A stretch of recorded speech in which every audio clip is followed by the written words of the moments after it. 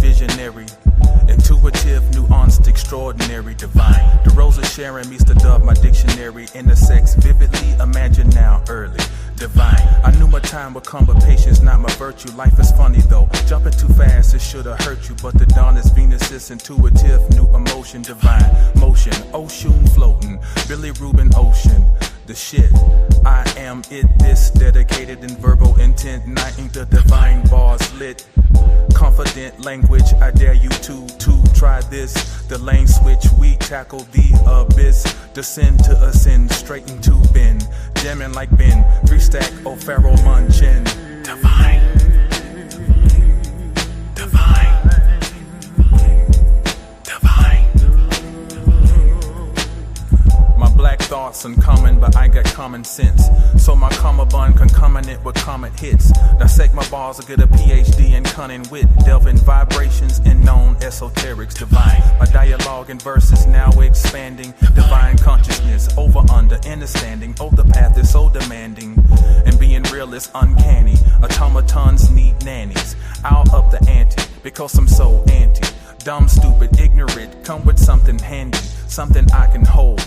Some tangible untangies. Meanwhile, I craft balls that dangle like ear candies. D-I-V-E inside the mind of a fine wine that's aged over time. Linguistic gymnastic every time I spit mine. These lines must be read between to find the jewels hidden inside.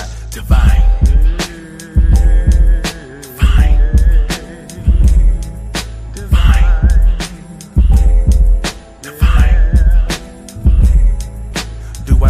Inspiration, needlepoint excellence, divine vibrations, you best believe it. The end conceive it, hands cleave it. I wrote my own religio, so like the script said to do so. My offsprings will have the crystalline milk flow. The honey mix, cinnamon opens the dough. To be the nigga, the ginger, the naga, pretender. Never send back if fake is the endeavor. Yes, I like cheddar, but for the expense of soul essence, never would trade whatever, whenever. Fair or storm weather, we can sing but not talk together. Cause cons get reversed or cursed inside my verse. I wordsmith the game, no need rehearse. The spring burst, vernal equinox, you thirst. I thirst for more to leave your body enriched like iron ore. The divine whore I stir.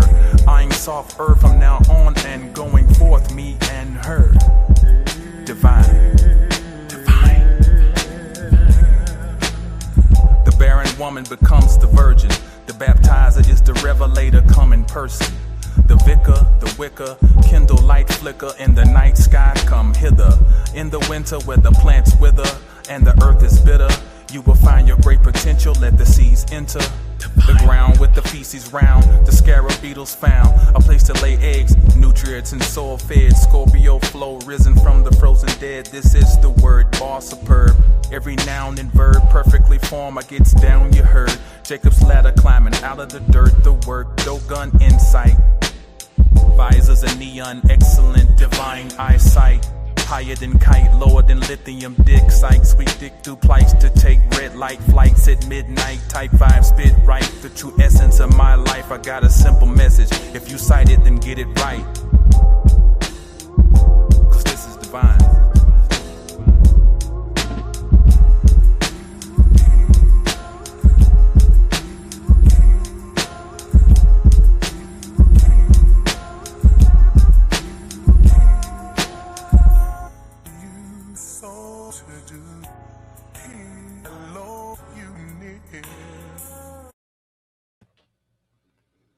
Peace, peace. Mic check, mic check. 1 2 1 2. Peace, peace. Can y'all hear me? Let me check. Let's make sure we got sound good. Mic check. Mic check. 1 2 1 2 1 2.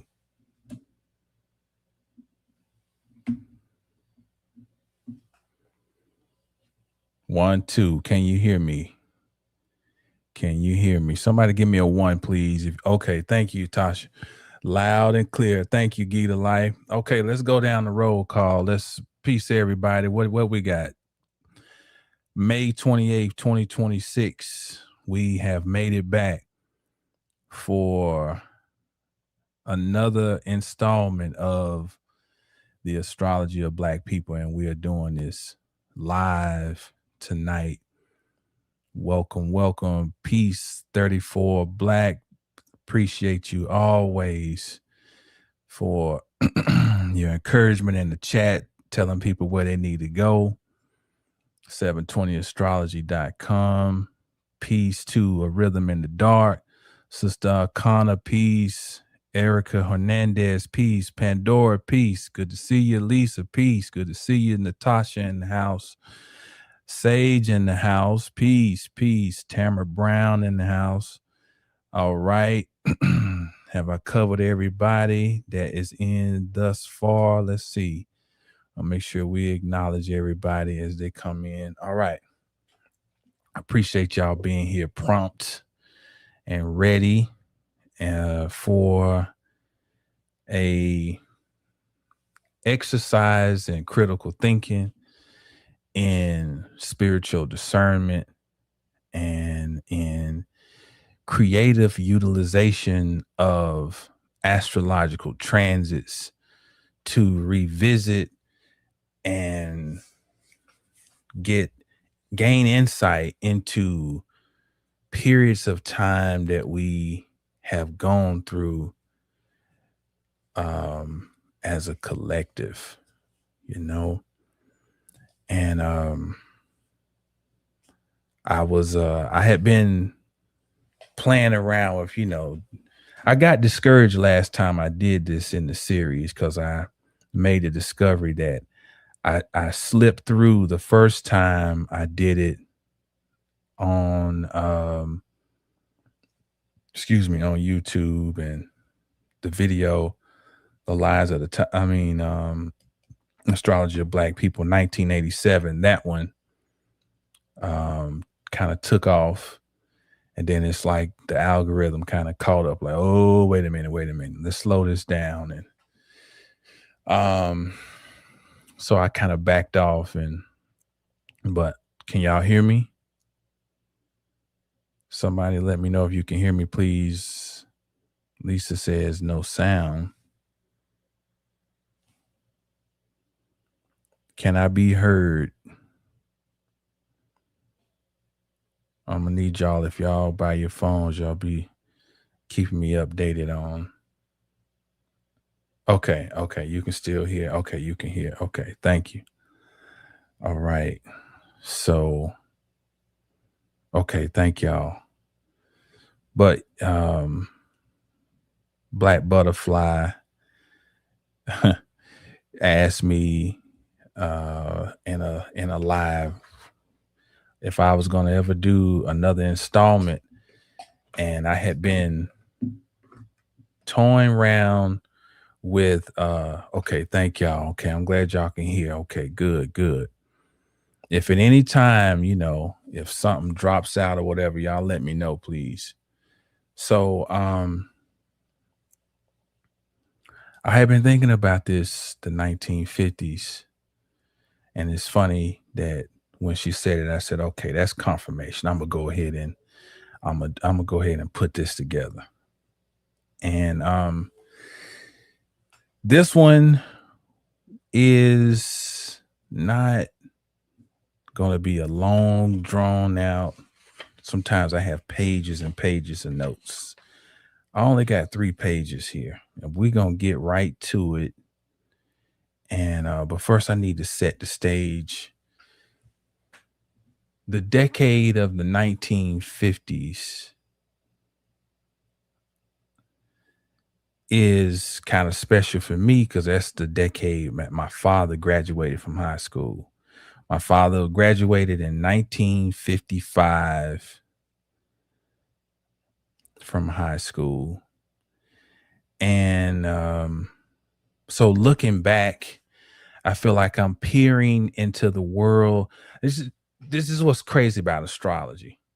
Astrology is a multifaceted tool. Astrology is a Swiss Army knife.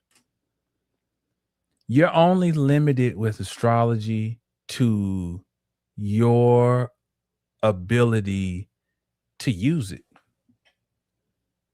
That's the only limitation, is your limitations and how you can imagine it to be used. Okay. And one of the most beautiful ways to use it is if you can find transits for any time in history, you can gain insight into that era, as in energetically, like for real, like really, you can get into that era. All you got to do is start learning how these archetypes express generally. Okay. And then you understand what the energetic fields represent. The planets are archetypes, or they're like the verbs in a sentence. They do things, they move. And the signs, the energetic fields, are almost like adjectives. They are or adverbs. They're modifying the verb. The planets are the verbs. The signs are adverbs. They're modifying those actions. And then you seeing how they are interacting with each other through transit aspects. Okay, mid 50s, we have Uranus makes its ingress into Leo, which is following behind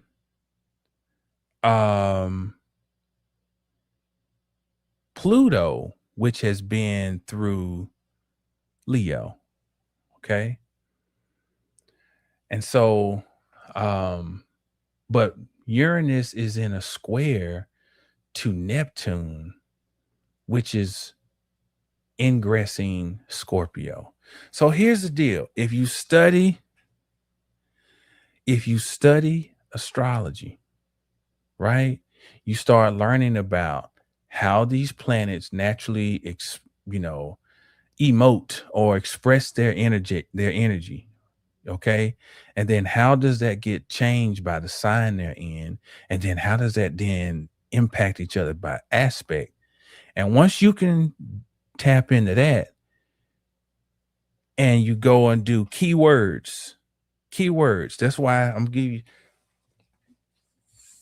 every astrologist or astrologer, however you want to label yourself, you need to have this book, the rulership book, because it's a great book to allow you to exhaust archetypal traits. Okay. You can look up every planet, and then you can just go through a litany of words. And basically, this is kind of agreed upon scholarship, just through astrologers agreeing or disagreeing, and they just put it down for you to decide.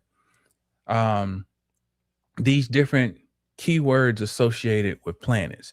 And the thing is, don't ever be afraid as you go through your studies to disagree with what you read, or to disagree with what somebody says, including me. That's the thing. you know um it's not fixed and etched in stone, but it gives you things to exercise the brain and expand your language model by having more words that are associated with a planet or a sign or a house. Okay. And then by doing that, you start gaining insight. And then what you do, I'm giving you the sauce of how I put these things together. Basically, I go back and I always keep like a few data points in my head for decades, right? So there's certain things I already know when I think of the 50s. I already knew NASA was organized in the 50s. I knew that Jack Parsons was an integral person, and Jack Parsons had connections to Aleister Crowley. And although I'm not getting into that in this presentation, but I knew about the significance of the 50s as far as Brown versus Board of Education and Central High School in Arkansas, and all these things. And what you try to do is then you go in and you see if these data points in historical records match up with some of the energies that astrologically are involved in those moments, especially when we're talking about outer planets. Okay. So that's why 3 big ones, Uranus, Neptune, and Pluto, we're taking into account with our assessment of the 50s. And that is Uranus moving into Leo, Neptune making its ingress into Scorpio. That's a hell of a placement right there. That's a very potentially dark energy. Neptune into Scorpio. It can be very spiritual, right? And spiritual don't necessarily mean good. Okay. But it can be negatively spiritual negativity, spiritual positivity. But it's great depth. Okay. There's an energy of losing oneself with this Neptune and Scorpio. Then you had Pluto moving into Virgo in this period. And if you look at this, if you just take the outermost 2 planets, Neptune and Pluto, there's a lot of emphasis on physiologically what we now call the microbiome. And I'm telling you, if you've ever seen one of these series, you know how I build up and I like to give little nuggets and I like to foreshadow. So I want to repeat this nugget because this is going to be a key thing we're going to circle back to. Neptune and Scorpio, Pluto and Virgo, making ingresses in the mid to late 50s, places an emphasis on what we now would refer to as the microbiome. And this represents an extreme timeline shift, the effects and karma of which we are experiencing today. And I tell you, we're going to lay this out.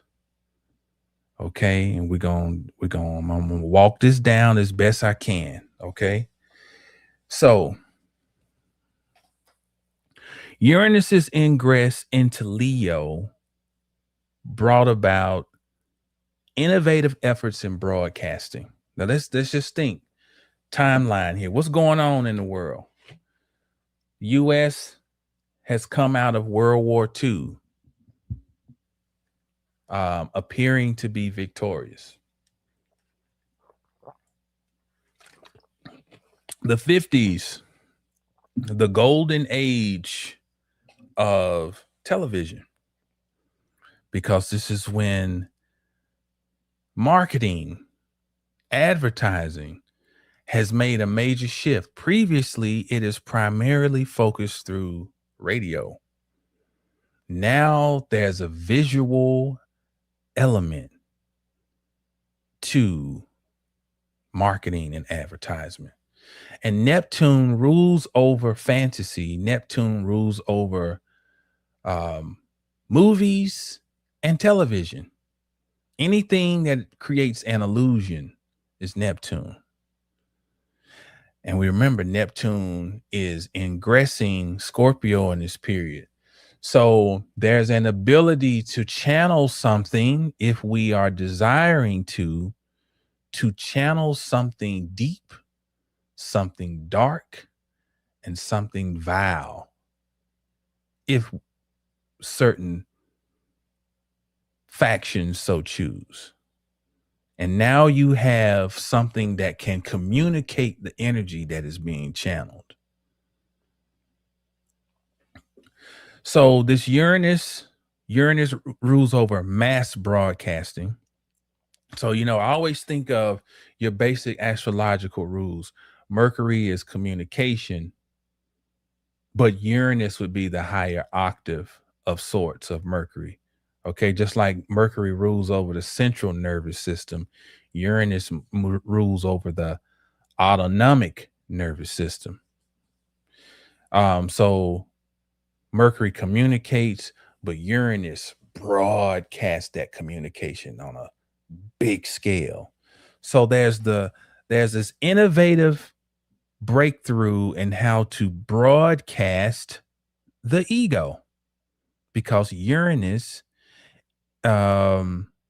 is in Leo, and Leo is associated with, of course, the ego and celebrity.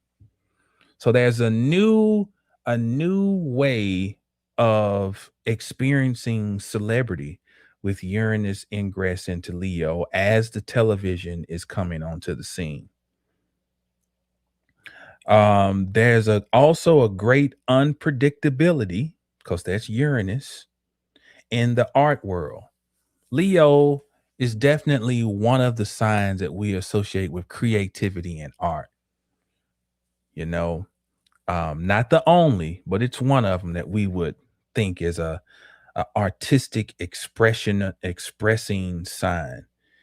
And so Uranus being unpredictable, so it's only right that Miles Davis and John Coltrane emerge in the jazz world in the 1950s.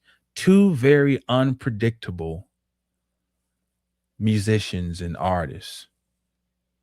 Miles Coltrane kept changing. He didn't even like to be referred to as a jazz artist. He didn't accept the title of jazz. He said that was created by people who were studying the music and trying to give it a label. It really had no label. So he was averse to that label. So he definitely had the Uranian approach to his artistic expression. In visual art, this is where Pablo Picasso is going through a period of rapid change and reemergence in his artistic expression. This is the time that Chuck Berry invents rock and roll. Yeah, neo soul. Okay. And what's rock and roll? A rebellious, upbeat genre of music, tying into the creativity of Leo and the rebelliousness and unpredictability of Uranus. Now, of course, Elvis would come on his coattails in the 50s, and we all know how that. But we know who really, it's Chuck Berry, and we also would have to include Little Richard in there when we're talking about the true innovators of rock and roll. Okay, so this is the 50s. Let's see what's next.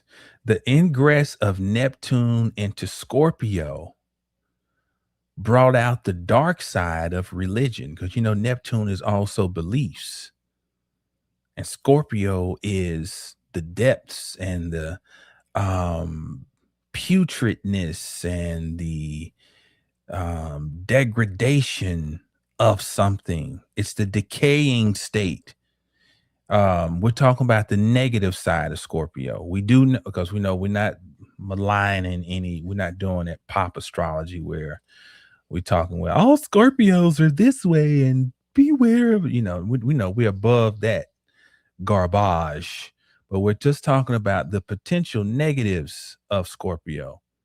The ingress of Neptune into Scorpio brought out the dark side of religion and belief. Why would I say that? Because we have two prominent cults that emerge in this time period. And one is Jim Jones with the People's Temple. And then you've got Charles Diedrich with a group called Synanon. Okay. And this brought about a period also of strong opioid drug use. You know, it's well documented that Miles Davis struggled with a strong heroin addiction, and he forced himself off of it, almost killed him. This is also a time period of intoxicating passion, represented by Marilyn Monroe and Elizabeth Taylor. Okay. And and remind you, we're just talking about the negative side of any of these potential of these alignments and these aspects or placements. Okay. Because I'm building up to something. So, okay. The ingress of Pluto into Virgo. Why are we associating Virgo and Scorpio with the microbiome? Why do we use words with Scorpio like decay and decrepitness and vile things, putrid things? Because that's the side of life that we want to avoid and we want to pretend doesn't exist. If you don't evacuate your bowels, you are a walking bag of toxins and you will not be here too much longer. Okay. So Scorpio deals with the things we don't want to deal with, but they are necessary. There must be transmutation. There must be putrid things. There must be something that deals with decay, because decay and toxicity is the result of digestion. Life is always throwing off waste because life is always processing. Scorpio provides the ability for life to continue by it providing a space for putrid things because they become fertilizer. So the word Scorpio means life etymologically. That's in my study pack. You know, the study pack shows us what Scorpio really means by etymology. It means life. So, but if someone so desires to emphasize the putrid stage, and that they choose to see, cause imagine that we all have to eliminate, right? But imagine if you just choose to put your hands in that and you never wash your hands, then you're never going to get the actual benefit that can come on the other side because you've just become so involved in the state that it's in right now. Okay. So we're looking at the potential that in this state, there were factions that were looking to plant seeds to where Scorpio energy could not fulfill its highest calling. The highest calling of Scorpio is that of the phoenix. Scorpio has 3 animal symbolisms. The lowest form is the actual scorpion, which will sting anything around it. The next is the eagle, which is a supreme hunter, which is what the Scorpio, what's the word I'm looking for? Intimidation that some people may feel from Scorpio, because it is the focused intention of the eagle. It's a precise hunter. Okay, that's why Scorpio is also associated with the surgical scalpel, because Mars, as the ruler of Scorpio, traditionally is not just a Mars who just is wasting a bunch of energy. This is a seasoned Mars who's more tactile and precise in its movement. That's why it's the surgical scalpel now. It's the eagle. Well, above even that is the Scorpio that has gone through the process of alchemy, where it has gone through putrefaction, okay? And now it has transmuted all of that previous energy, and now it has become something that has emerged out of it, something anew. But if there were certain entities at work, then this would have been prime time to plant seeds that would, the seeds of intention, that the energy of Scorpio in its lowest state, its most primal, rooted, savage state, to stay there. That's what I'm saying. For it to stay there. That's what we're talking about and we're looking at. And then when we go to Virgo, which is the small intestines, Scorpio rules the large intestines or colon. Virgo would be the small intestines, the pancreas, the gallbladder, the liver, all Virgo. And so we put those two together and we have a lot of powerful energy that is dealing with the microbiome, the underworld, the subconscious mind. And this is how we have a Jim Jones and Charles Diedrich, who emerges. And Diedrich is was an alcoholic, raging alcoholic, and he went through the Alcoholics Anonymous. I can't remember if he started it or he might have started Alcohol Anonymous or went through it. Either way, he's got some connection to AA, and then the spin off into, this, what they call intentional living community. Okay. This period, I talked about that. So back to the ingress of Pluto into Virgo brought about power struggles involving labor. Think about it. Virgo is work, service.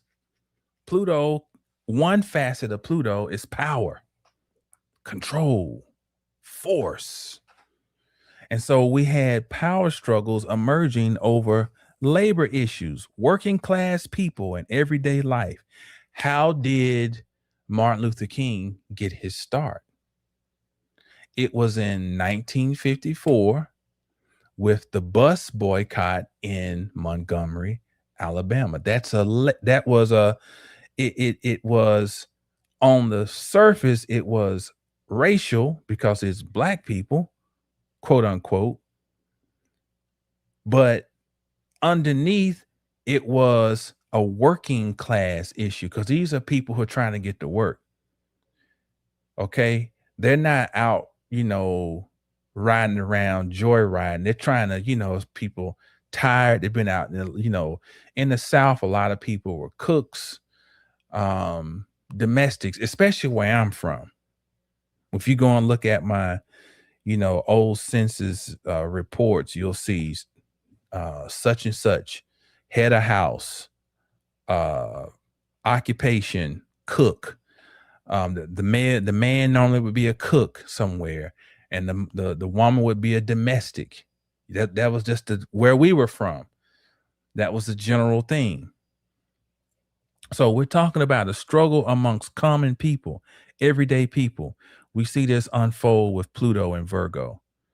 Now, this Pluto and Virgo also opened the door for healthcare reform that would later be shown to have been birthed from dark and hidden motives. I want y'all got to really lock in on this. So this is why I'm emphasizing the darker sides of these, especially the Scorpio energy. Because when you put those two together with Neptune and Scorpio, this period opened the door for healthcare reform, but it wasn't reform with the the greater good in mind. I don't think at all. This is also, we saw changes, hidden intentions and motives behind agricultural processes, because Virgo rules over the harvesting. It's the work. Aries is the seed. Leo is the fruit. By the time we get to Leo, the seed has become a piece of fruit. And Virgo is, how do we harvest it? Okay. All these things are key and significant in this period of time. And I'm going to lay them out for you. Okay. So one of the major trigger points in the mid 50s is the closing square between Uranus and Leo and Neptune in Scorpio. So we got to understand that when Uranus and Neptune have about 100 and I think it's 170 something, maybe 172 year cycle.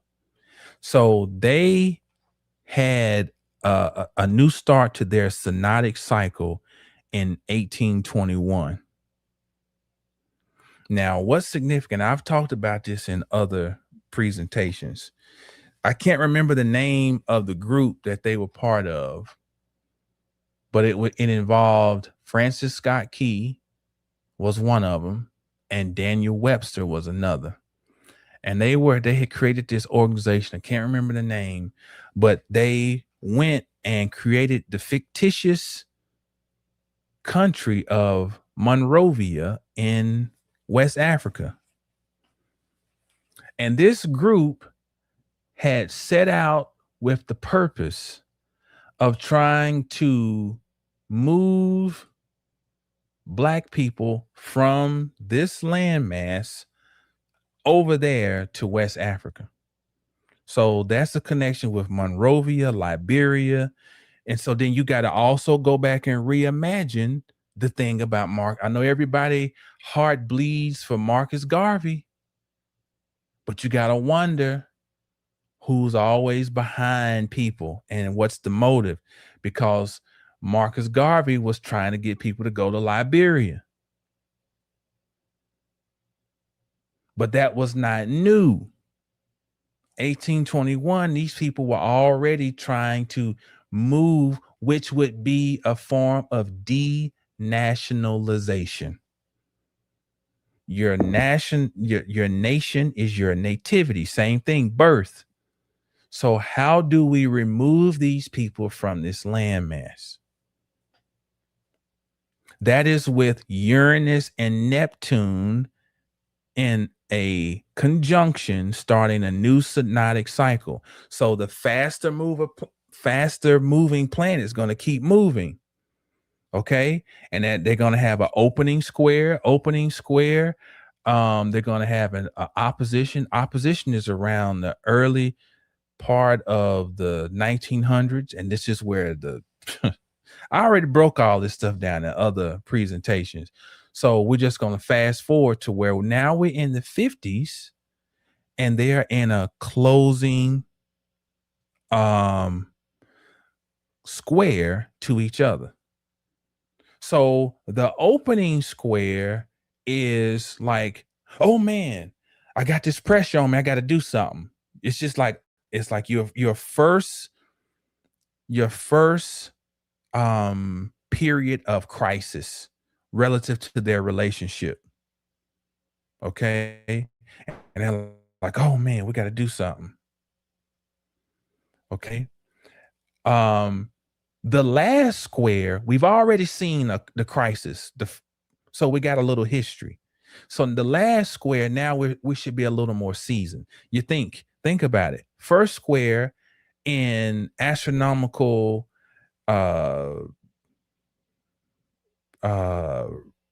aspect would be 90 degrees. The last square, or the closing square, is actually 270 degrees. So you've gone through an opening square, you've gone through an opposition. And so now by the time you get to the last square, it shouldn't hit you quite like the first one. So now, that's right. The American Colonization Society. Thank you. Thank you. That's it. So now we're talking about it's still a tense situation, but now we're understanding. Now I want you got to stretch your mind when you're looking at this stuff. So you got this group together in 1821. They are like, we got to do something. They're planting a new seed. Then by the time we get to the last quarter square, you got to think the baton has been passed. These people who are in these certain positions, they just don't disappear. They have children. They have institutions. They have endowments, and they have all these other things where they want to keep the mindset moving of what the ultimate goal is. So by the time we get to the 1950s, we're in a crisis of understanding. We're understanding, okay, we're in a critical time, but we got a different way of approaching it now. That's what I'm getting at. 1821, they're just trying to move people. By 1955, 56, 57, 58, we're a little more savvy now. We may be able to just whip you at a cellular level. We may be able to tackle this problem at a chemical, molecular level. You understand? Okay, I hope I'm making sense. Y'all seeing where I'm going with this. Okay. So one of the major trigger points in the 1950s is the closing square. So there's these extreme paranoia that's building. You got to think 50s is what? The 1950s is McCarthyism, right? It is the Red Scare. So there's a lot of paranoia in the air. There's conspiracies around otherworldly energy / entities. There's increased usage of prescription pills and heroin. The ego is on broadcast. New forms of religious delusion are emerging. This is kind of a recap. Okay. The 1950s represented the beginning of the UFO conspiracy theories, including the publication of such books as The Flying Saucers Are Real, The Report on Unidentified Flying Objects, Flying Saucers Have Landed, Inside the Spaceships, etc. Like I said, it's the decade of the Red Scare and the fear of nuclear war, because we have Pluto and Neptune, right, that are making ingresses at this time.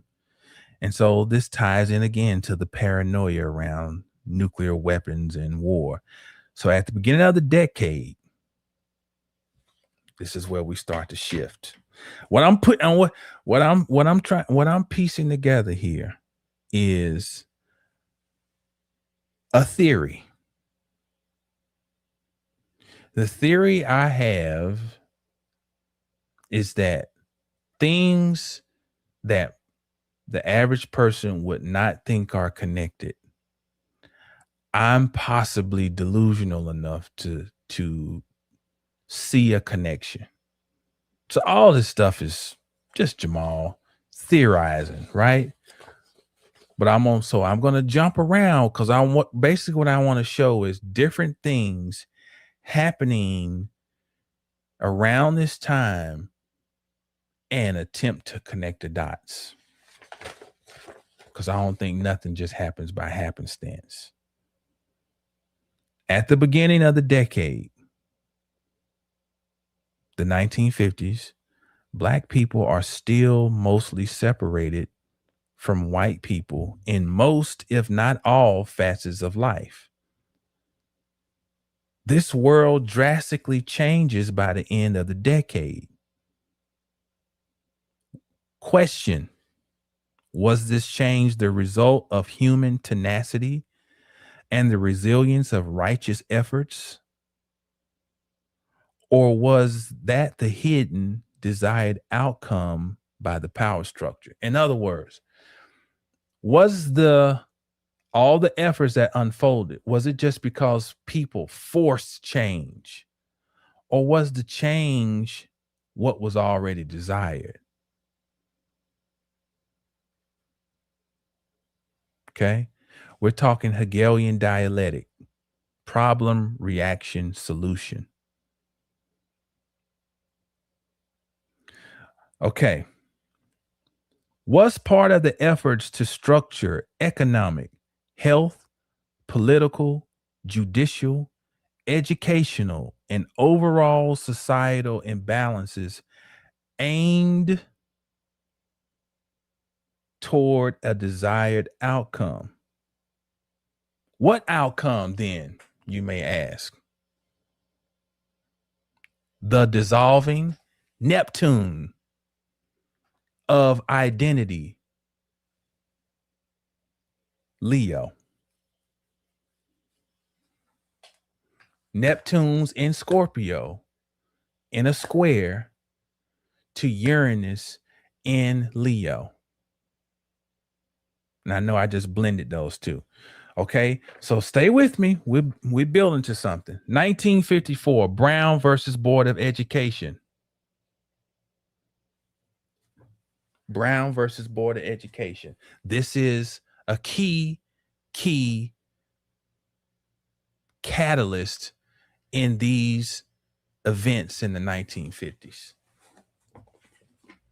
So I want to reference something here. It's called the Great School Wars. Okay. New York City, 1805 to 1973. And I know this is focused on New York, but New York is the head. And what happens in New York filters down to everything and everywhere in the U.S. So I want to read some things that's capturing this period. Discrimination in housing was a negative reason for the clustering of ethnic groups, but the positive desire to live as part of a community with its own social clubs, churches, groceries, restaurants, hometown associations, and sense of identity, that's what I was just talking about, right, was another reason. So in other words, yes, there was discrimination. There was some negative, obvious negative things about discrimination, clustering ethnic groups, right? And there was this depravity of basic things. But there also, in the midst of that, there were communities. There were people who learned how to have their own kind of like internal government. They had their own social clubs, churches, groceries, restaurants, hometown associations, and sense of identity. Some schools were Black and Puerto Rican because they reflected the neighborhoods around them, just as some schools in the early part of the 20th century were also entirely Jewish or Italian. As the population movement of Blacks and Puerto Ricans in New York continued through the 1950s and 60s, the integration movement discovered, listen to this, discovered that its target had to be not just racism, but the neighborhood school concept itself. The civil rights activists wanted New York to live up to the democratic promise of Horace Mann's vision. Now, Horace Mann was a so-called philanthropist, right? In the New York area in the 19th century, who pushed for the common school, which is kind of one of the the basis for what we now have as public school. But, you know, you can already kind of see here if you're being a skeptic and not just taking things at face value as, yeah, we were fighting to equality. And no, there was a need to separate these people from their own ways. So here, this is basically focusing more on blacks and Puerto Ricans, but it says they all kind of had their own little communities. And so it was not just about a racial thing, as far as we need to make everybody one. It was a racial thing as we need to separate these people from their own sense of identity and cultural mores. And so I'm gonna stop and I'm gonna get ahead of myself, as I always do. Because what we're seeing is, my father always said, who's someone who lived through all of this? He said, the mistake we made was focusing on civil rights. It should have been human rights. Because you got to think, when you're in stuff, sometimes you don't always have the foresight to see the overlay for the underlay, right? And you like, yeah, and they show you through television, right? You got to understand the power of a television set. And in those times, it might have been one person in the whole neighborhood and in our communities who had a TV. And you go and look at this and you see these signs of these people with the perfectly cut loaf of bread and the milk with the cream coming to the house and everybody. And you see the nice 57 Chevy pulling up into the driveway, and it shows you how much you're lacking. And you show the kids who are in their schools and the pristine books and everything just seems to be in order, well manicured, yards. And what it does is it brings out the spirit of comparison. And then you start thinking that you are lacking something. But let's and then okay, and let me finish the thought. So if you can get people to feel like they're lacking, then you can help them fight to give up what they already have. The Astrology of Black People, 1956 to 1958. Continuing with this book, racism was the key impediment to the demands of the school integration movement. But there would have been inhibiting factors even without the racial issue. Had it been decided at some earlier point in history that poor Italians or Irish or Poles should be transferred out of their slum schools and distributed evenly among other better schools in order to expose them to middle-class children, there would very likely have been a two-sided protest. First, from middle-class parents who perceive the children of lower-class foreigners as ill-mannered, dirty, and educationally backward. And second, from the parents of the children being dispersed who would have resented the imputation of their group inferiority and resisted sending their children to unfamiliar, perhaps hostile neighborhoods. So in other words, there was already an expectation of people being resistant to basically saying, something's not right with you and you need it. So, and then they knew there would be a resistance from people who felt like they truly were in that middle range and they didn't want anything coming and imposing on that. So you needed to have something that would address both sides. You had to come up with some type of scheme that would that would speak to those who are the purist, who say, no, we ain't lacking nothing. We want to stay where we. And then you needed to have something that would speak to those who felt like they had a position that they didn't want to lose. You needed something to bridge. This is why you have a Hegelian dialectic. You must create a problem, a reaction, and then say, well, here's the best solution. We've brought our best minds together, and doggone it, we figured out a way to move forward as humans through this.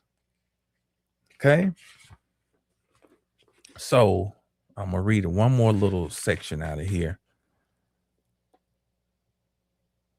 The enlightened liberal attitude of the early 1950s, arrived at in painful reaction to generations of racism, was to ignore racial differences. Liberal policymakers strived to be colorblind. I don't see color. The public schools were in the forefront of liberal efforts to disregard race. Hold on now. Hold on now. Hold on. The public schools were in the forefront of liberal efforts to disregard race or color, disregard color. There was no ethnic census of the system as a whole or of individual schools until 1957. Let me tell you, all you scholars out there, I need you to write down 1957. That is part of the timeline we're really focusing in. 1956 to 1958. So when I get a theory in my head, I go look for evidence to back up my theory. Okay. Peace, MC. You know what I'm saying? So here we see and I wasn't even expecting to find this in the book. She drops one here, 1957. First time that they have an ethnic census of the system as a whole in New York. And I wrote a note to myself, the use of data to eliminate a data point. See, you understand how slick this is? And they have a data point that they need to eliminate. They need to eliminate the data point is that of neighborhood, culturally based. In other words, people tend to group with people they can relate to. They needed to relate to get rid of that, diminish that. That was the data point, but they needed to have the data to identify where those problems were so they could then go in and eliminate them. They needed, so this whole thing about data and data, it ain't new. It ain't new. It's just that the whole thing of AI is a newer, faster way to process the data, but it's always been about data. So they said the census, we'll create a census, and we'll use that to then go and track this so that we can then go in. It's like, okay, then we can figure out where we got these pockets at. We can go and adjust them. We got these people who are trying these holdouts. Okay. Dr. Kenneth Clark, an associate professor of psychology at the City College of New York and the first Negro to receive a permanent appointment to the facility made up a word. Appointment to the faculty of a city college, charged that the New York school system was maintaining segregated schools where Negro children received inferior education. Do you see how this thing works? So this guy, Kenneth Clark, is a black man, right? And he becomes the bridge because he becomes, quasi the spook who sat by the door. And he's getting there. He's like, I've gone and I've gotten the data. And now I know, what's going on? they're segregating in the schools and they're getting a better. You got to think about the mental landscape here. What are you really? It's really suggesting inferiority. The civil rights movement in totality, as we go back and look, was based on inferiority.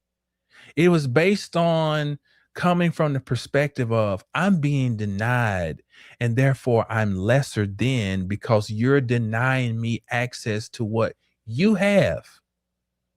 Now I'm being philosophical. We're not writing all this off because part of the reason that I'm able to sit here on a camera with 10,000 million books behind me is because there was a civil right. So we're not being idiots here, sitting here in 2026, armchair philosophizing.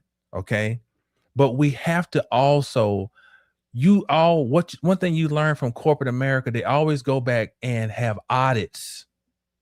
So you have to go back and audit your activities and look at your efforts and see, well, what did we not see? Okay, that's what we're trying to do. We're not thumbing our noses in the faces of people who, some people were involved at the top who knew that it was a sham, but you had people who were sincere, who were actually involved in these things, who were actually trying to pave a way for you and I to be here in 2026. So we're not thumbing our nose at them, but we do have to take honest assessment of things that have happened in history, which is how you actually learn and grow. So as we go back and look at these, you see the overlay for the underlay. He got in and he becomes the person who's saying, you know what? They're giving our people inferior education. So we got to fight for integration. Now, what's interesting is that this man was born in the Panama Canal Zone, and he was brought to New York at the age of 5. Now, I got to say this. I find it funny that a lot of prominent people whose hearts bled for Black Americans here on this continent are people who didn't really grow up here, or they weren't born here. Take this man, Marcus Garvey. Marcus Garvey comes from Jamaica.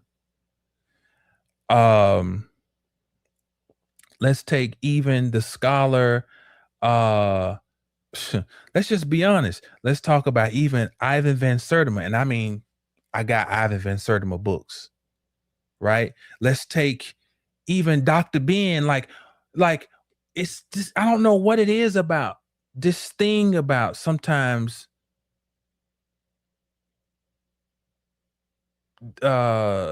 people from other land masses or regions who come here, and it's like, I'm here to fight for, and it just makes you wonder, it makes you wonder, why are people funding them?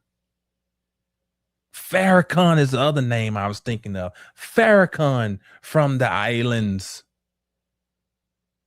Okay. It's just, is that a recipe? Is that a recipe? We'll bring in this and groom this to become this. We're going to groom you to become our antagonist. It's almost like the writers of a play. Okay, you're going to play Pan-African nationalist. We're going to have you dress in 19th century garb, and it makes you wonder.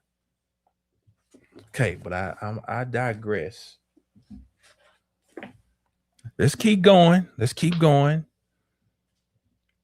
So that was that was me juxtaposing that to Brown versus Board of Education. You always got to look at history horizontally. Horizontally, you take a period and you look across the board. Oh, these things were happening in the same period. You know, never be tricked into thinking that, oh, they just by happenstance, you know. So in 1954, Martin Luther King becomes pastor of Dexter Avenue Baptist Church, and he joins the NAACP. They found well, they had already found their man, but they're moving him now. They're moving him forward now because, you know, you don't go to Boston College, you know, Morehouse, Boston College. This is already someone who's been pegged, you know, as this is going to be our guy. 1955, he is elected president of the Montgomery Improvement Association. He leads a 381-day Montgomery bus boycott.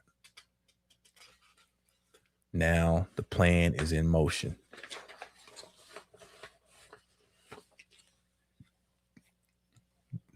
In this time period, Martin Luther King is down here in Alabama. He's laying the foundation to become someone who would almost achieve deific status, right? He's laying his legend down, right? Shift your mind now to something we may think is completely unrelated.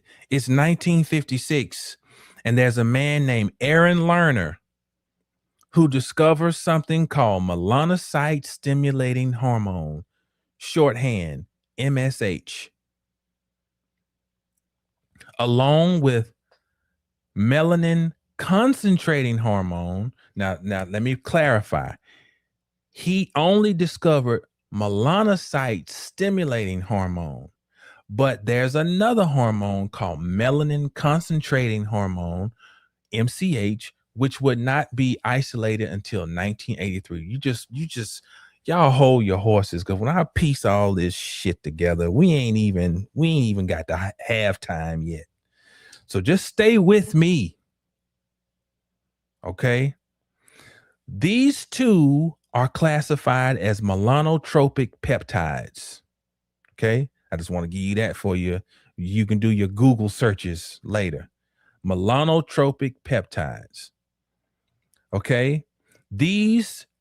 But the ones he discovered, MSH, they produce melanin. And we know melanin is a natural skin pigment.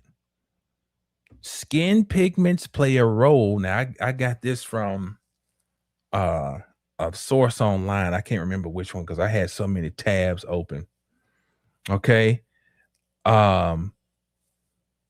Skin pigments play a role in the protection, attraction, and camouflage of an organism. Melanocytes are responsible for human coloring of the skin, eyes, and hair.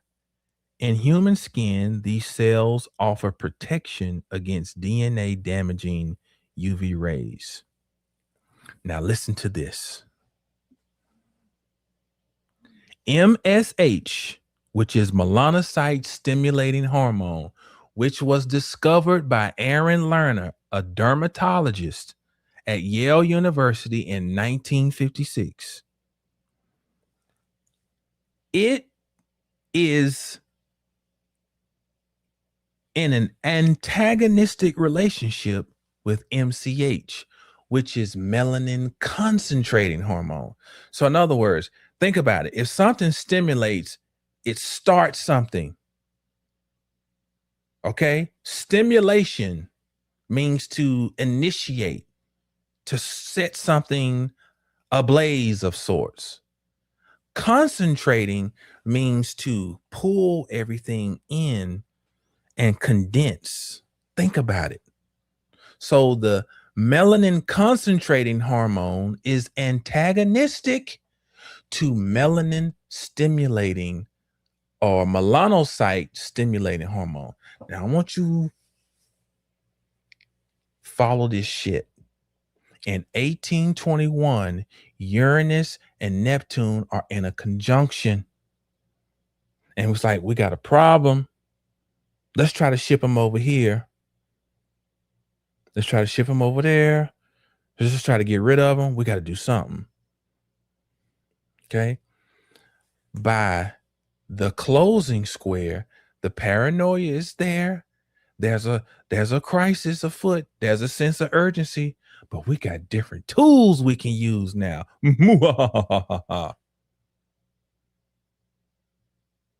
We're thinking, oh, there's other ways. So Aaron Lerner has discovered what gives Superman his powers. That's the real secret. You'll never get it by reading any shit on him. You have to read between the lines to get this shit. They will never say it. He always seems so innocent. He was just looking for ways to study how dark skin is dark and light skin is light and vitiligo and other things.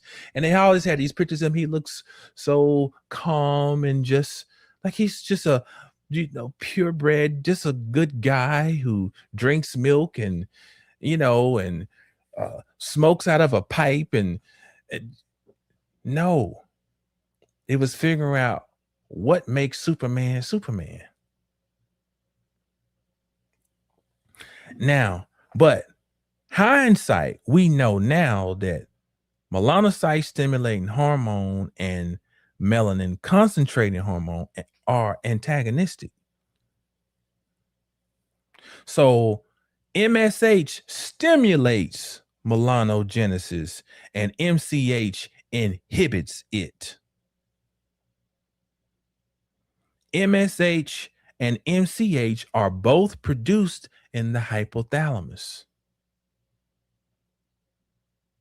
which is considered to be the master gland physiologically. We know the pineal. So only nobody, no, brother, the pineal is as if you fucking telling me some shit that I ain't known for 20 years. So let me make sure I say that for all of the newcomers who want to come and, in the comments after the videos, like you listen to all this shit and think that they're telling me something about. So let me address that. When I say master, we're saying master at the physical level, hypothalamus. Okay. They're both produced out of the hypothalamus. If you can figure out how to get access to that hypothalamus and tinker with that motherfucker, you understand? So the MCH is produced in the lateral hypothalamic area. Now, this is involved in a large number of physiological functions and vital processes: nutrient sensing, food intake, sleep-wake arousal, memory formation, and reproduction. Now, I told you at the beginning of this that if we looked from the more negative side, that somebody could have been planting seeds with Neptune in Scorpio and Pluto in Virgo to disrupt the microbiome.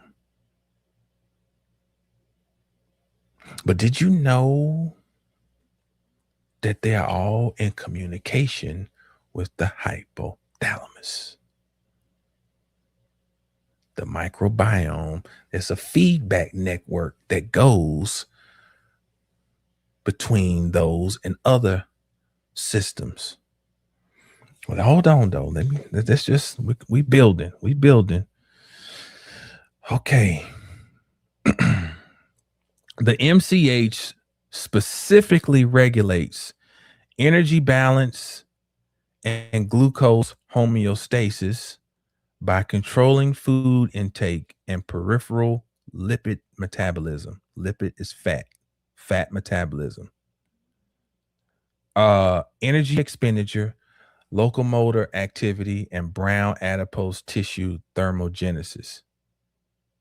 Now, this is where the rubber starts hitting the road. An imbalance in MCH. This is the key. An imbalance in MCH can disrupt energy balance, appetite regulation, and mood. Excessive MCH can lead to overeating. Hold on now. I need you to put your ear up to your phone, put your ear up to the computer. Excessive MCH can lead to overeating, sugar cravings, and rapid weight gain.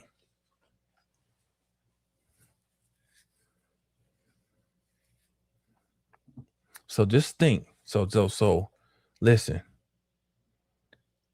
This MCH hasn't even been isolated yet, right? But they have discovered the MSH.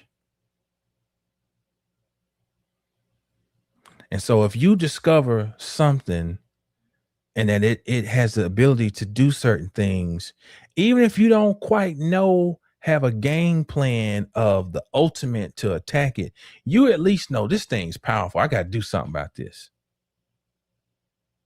So stay with me. Stay with me. You watch how this shit come. Just and go back and watch this if you need to. Because I'm damn sure building up to something here. MSH was discovered. Okay. Michael Jackson was born August 29th, 1958. He is born in this energetic phase that we are all talking about right now. Okay? Julie, stay with me. You already ahead of, stay with me. We're coming to you. We're coming to you. You already there. But I'm gonna lay it out though. Michael Jackson, a Virgo, who's under the sign that is associated with wheat, Julie. Virgo. He is born in the midst of this energy. So MSH was discovered just before the birth of Michael Jackson.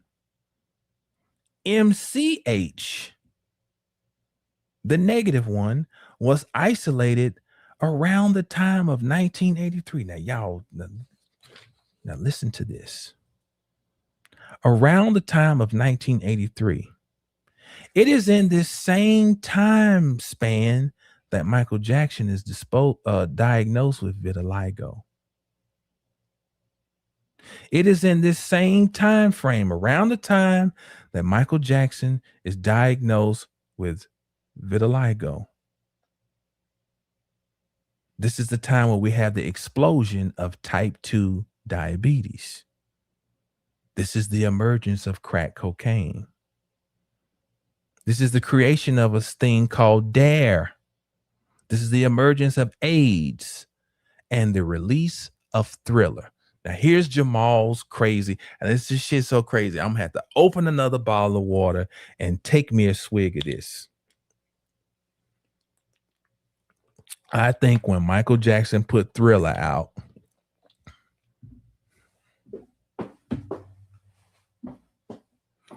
I think Michael Jackson was at minimum a prophet.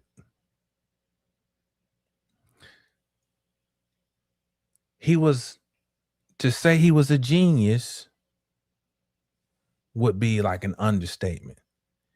He wasn't playing around with his music, and he's a Virgo. So everything is plotted out. It's thought out, every step. You know, his practices were intense. He wanted his dancers to have everything in time and coordinated perfectly. So do you not think that he would also not have the ability, someone who wrote his lyrics, to be giving futuristic encoded messages in his music? If The man was born at the time when a lot of diabolical things were unleashed, and I ain't even got to it yet. Y'all gonna see what I'm talking about.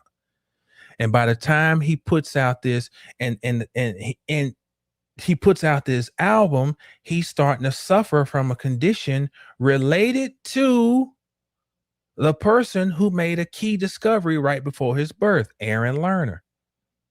He's suffering from vitiligo. But around the time of his birth, there are these efforts, according to Jamal's theory, to destroy the microbiome. And when you destroy the microbiome, you will have zombies walking around. The zombie apocalypse is not what we are expecting to have people just, it's already amongst us.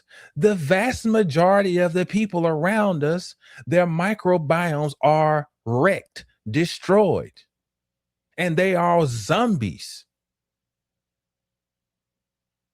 We're already in the zombie apocalypse. And when your microbiome is destroyed, you can't fucking think. You only operate from the animal brain. Feeding, fighting, fornicating. When you go to one of our Walmarts here, as you pull onto the campus or the property, they got right there endocrinologists thumbing their nose at the people. We know we're gonna see. We like we ain't never gonna be out of business. Long as Walmart right there. But I'm let me get back. So I'm gonna make sense of all this. I'm gonna piece it together. But let me say this before I go, because how can diabetes, crack, and especially those two, what can they have in common?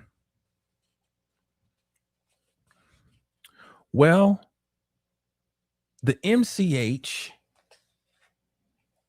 when you learn how to work with that, if you're talking about affecting people's tastes and their food intake habits, triggers dopamine responses to where they're getting high even when they eat. And if you ever been around a crackhead, they all back in the day when they joning, they'd be like this. They're tasting. Crack has a taste. That's the secret. You get addicted through the taste. Why do people purchase one cigarette versus another? Because they like the taste. It's a particular taste that gets you, along with the nicotine, it's a taste. They figured out how to hook people through their taste buds.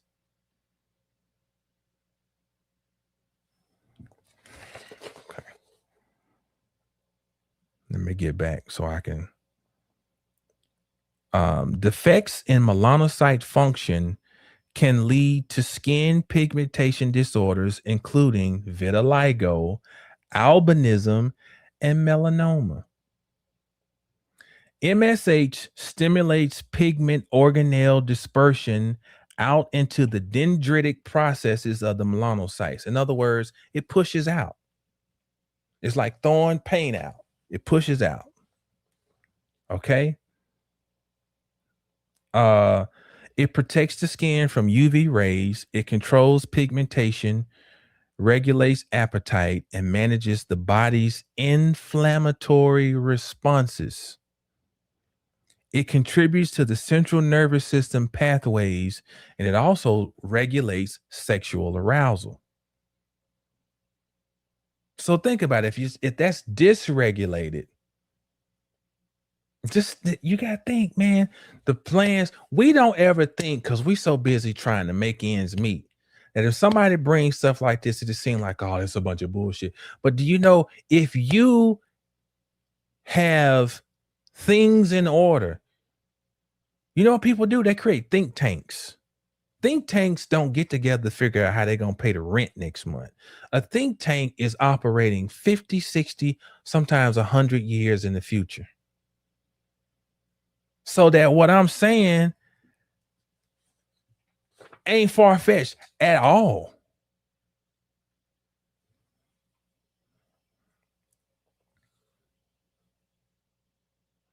So that if you can figure out how to create an imbalance in the MCH, which is melanin concentrated hormone, then you have people acting out of their animal brain to where you see stuff about the STD rates in Houston off the chain. STD rates in Dallas, Fort Worth going through the because everybody's so acting through the animal brains, like there's no limitations, just there's no thought about the potential of certain activities, right? And they've upped the ante because they got things out here now. Whew, it ain't just about getting no clap,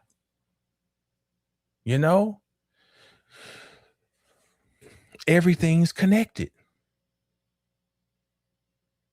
They planted a seed through the gut. All right. So just ways to encourage more MSH production, which is what, the positive side. Sunlight exposure. We're in Texas. It is unheard of to go. Probably the last time we went through a May where we ain't hardly see no sunlight. It was like 12 years ago. Funny, when Jupiter was in Cancer. Funny. We're down here and Texas don't get rain like this. I've been here half of my life. Texas does not get rain like this. And sky just overcast. Oh, we're too close to the equator. Overcast. Everything is everything. Sunlight exposure stimulates MSH. So if I don't want to stimulate it, block out the sun. Cold water therapy, antioxidant rich diet. So eating foods that scavenge and go around and attack free radicals. Because free radicals are rogues. They go stealing electrons from atoms in your body, right? And so you eat when you want to eradicate as many free radicals as you can, because they promote inflammation, they make you more acidic. So eating foods that are anti-inflammatory, let's see, what else where am I at? Stress management. Lead story tonight. A chemical plant exploded. Your mama got gout. Your daddy's back just got thrown out. Your brother, they're going to have to cut his leg off. Like, lead story. How many things can we throw at you? There's a peace deal. The peace deal is off. There's a ceasefire, but somebody shot at somebody's daddy. Just constantly keep you like this. On top of the fact, stupid motherfuckers that you're around, right? Ignorant motherfuckers that's in your life who cause stress. Ignorant motherfuckers just out here in the world who think that everything is about them. And so it is, oh shit, how can we create a hyper stressful environment? You know what I always tell my wife? We go riding through certain neighborhoods. Like we got our neighborhood here called Highland Park. That's where like Jerry Jones and all them. So sometimes if you're coming from North Dallas and 75 is backed up, you might get off and go by SMU. Now, SMU is right there at the edge of Highland Park. So you cut down by SMU and you ride through Highland Park. I just tell her, I say, look at this. beautifully manicured yards and, some of them 9, 10, $11 million homes. And I was telling these motherfuckers live in these pristine environments, and some of these people are causing, you don't know what havoc they may actually be responsible for in the world. But they live in these pristine, everything just looks, it's almost, it's like as you drive through, it's like, oh, everything is just, and the people are walking their fluffy dogs and plastic faces and jogging, and um who knows what they are participating in.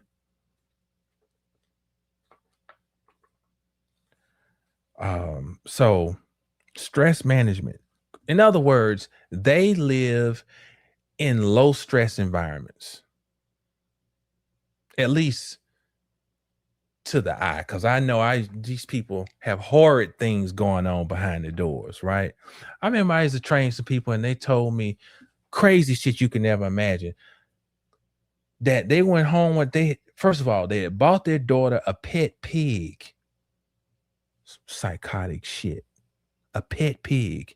And that the other daughter got mad at the sister and let the dog in the house, and the dog went crazy on the pig and said, we went in there and there was blood everywhere, blood on the walls. Oh my God, it was just terrible.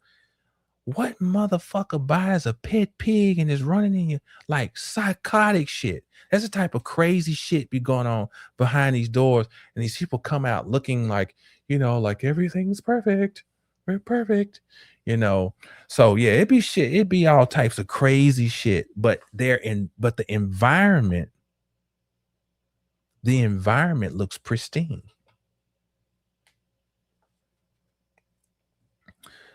I wrote in here, this is a sidebar that I put in my notes, that in the 1950s, Neptune ingresses Scorpio. Oh, yeah, I already covered that. Okay. In the 1950s, let me stop in here and insert something. Let me jump to what I think. Okay, we're gonna go quasi-biblical here. We read that the birth of Christ was anticipated, and that Herod basically had his visors, which would be the ancient title of astrologers, to look and predict when this anointed child would be born. And out of fear, the edict is sent out to go and eradicate every male child age of 2 and under. I think is how the myth goes. Once again, this is Jamal being Jamal. I think the energy of Michael Jackson coming to the planet was anticipated. I think there were a special crop of people born in that 56 to 58 gateway. I bear witness. Not only Michael Jackson, but Prince, because there's something about Mercury that, Prince Gemini, Michael Jackson Virgo, and Mercury in has a close association to Christ's energy. Some would argue that they're the same energy. And just think about it astrologically. Mercury is never more than 28 degrees away from the sun. It's always tagging along with the sun. So, and why is the Christ energy referred to as the logo, the logos, the word? That's Mercury. And then Mercury becomes the ruler of the sign that is bearing the Christ energy, Virgo. So Virgo represents the mother giving birth to herself through her son. And so I'm still sitting with this to see how can I verify this astrologically. And I think it has to do with that the Neptune, Scorpio, the Pluto and Virgo, that there, because those two are connected through modern rulership, Pluto being modern ruler of Scorpio in Virgo. So they're bound at the hip. And they're also, of course, they're in their sextile that they've been in since I can't remember when they first started their sextile. But my basic running theory is that the energy, there was an anticipation of something coming to the planet. And there was a fever pitch as this last quarter square, this closing square is forming between Uranus and Leo, the sign of the Christ energy, squaring Neptune. And maybe there was part of the way was an attempt to snuff out or dissolve, like I mentioned earlier, Neptune in Scorpio, to dissolve the sudden emergence of a Christ energy, Uranus in Leo. So I'm gonna get back. I'm gonna lead up. I'm gonna show you some more stuff why I'm thinking this. In the 1950s, food production transitioned, here you go, Julie, from localized farming to large-scale industrial agriculture and mass market processing. This is the 50s. Synthetic pesticides such as DDT are adopted as artificial fertilizers and become widespread. Rockefeller Foundation catalyzed the early stages of the Green Revolution, exporting high-yield industrial farming practices to developing nations, creation of high fructose corn syrup. To preserve foods that now traveled further and stayed on shelves longer, the use of chemical preservatives and food additives intensified. This led to the U.S. Food and Drug Administration passing the Food Additives Amendment in 1958. Now, if y'all ever get a chance, you need to go and pull this up and read some of the language. I'm going to read you a little bit, some things out of here. Section 2, Section 2, 201.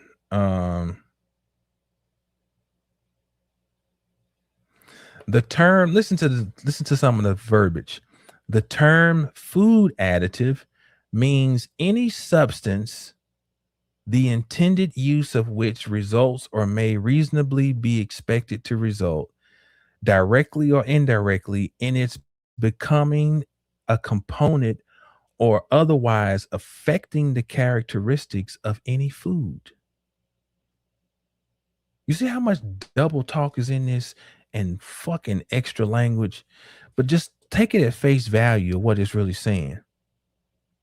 Altering food, becoming a component or otherwise affecting the characteristics of any food, including any substance intended for use in producing, manufacturing, packing, processing, preparing, treating, packaging, transporting, or holding food, and including any source of radiation intended for any such use. So if food is nature, that's right, enriched. So if food is nature, there was a hidden, dark, effort to alter this nature. Pluto in Virgo.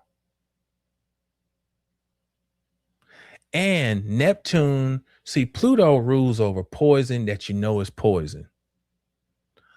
Neptune is poison that is tricky. So it's kind of like when we talk about food additives, that's Neptune. When we talk about processed foods, that's Neptune. Because when we're talking about the absolute value of what it does, you're eating it. So your body already knows that when you put something in it, your salivary glands are already active. The digestive process is already started. So you're taking in something that is trying to trick the body into thinking, oh, this is food. But when it gets in, it does not have the resonant frequency of real food. Remember, I talked about this. What was that? The kinases, which are enzymes. Real food has enzymic reaction to where your cells are like, oh, okay. And enzymes are like keys. It's like, oh, I know you. Let's do it. Let's do business. But when you take in stuff that's pretending to be food, it's like it got a key from the locksmith. And it's like, I'm in now. Oh, let's see. Let me throw that away. Let me burn that up. And that's what Neptune, it's illusion. It appears to be something, but it really ain't. And so it lines up with the astrology. They were creating these were illusionary tactics to gain access to where divinity lies within the human vessel, in the gut, in the shit. That's where God is, in the shit.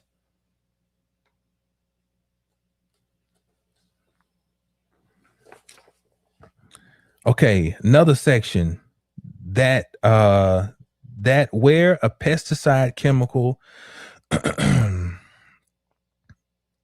it has been used in or on a raw agricultural commodity in conformity with an exemption granted or a tolerance prescribed under Section 408, and such raw agricultural commodity has been subjected to processing such as canning, cooking, freezing, dehydrating, or milling, the residue of such pesticide chemical remaining in or on such processed food shall, notwithstanding the provisions of Section 406 and 409, not be deemed unsafe.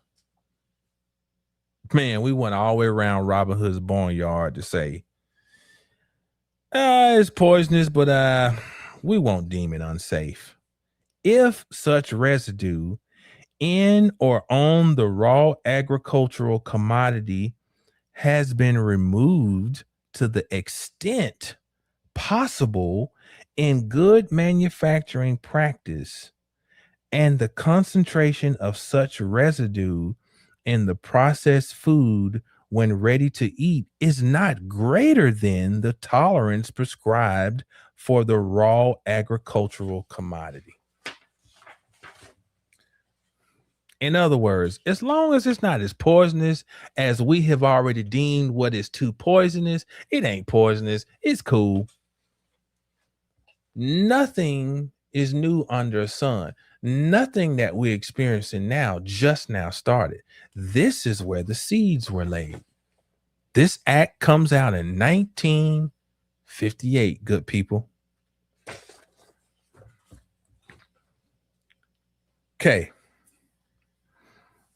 1957, Martin Luther King Jr. is elected president of the newly formed Southern Christian Leadership Conference. Bayard Rustin, listen to this. Bayard Rustin helped create the SCLC, but he was gay. Therefore, he couldn't be the face of the movement. And he was an older man, much older than Martin Luther King.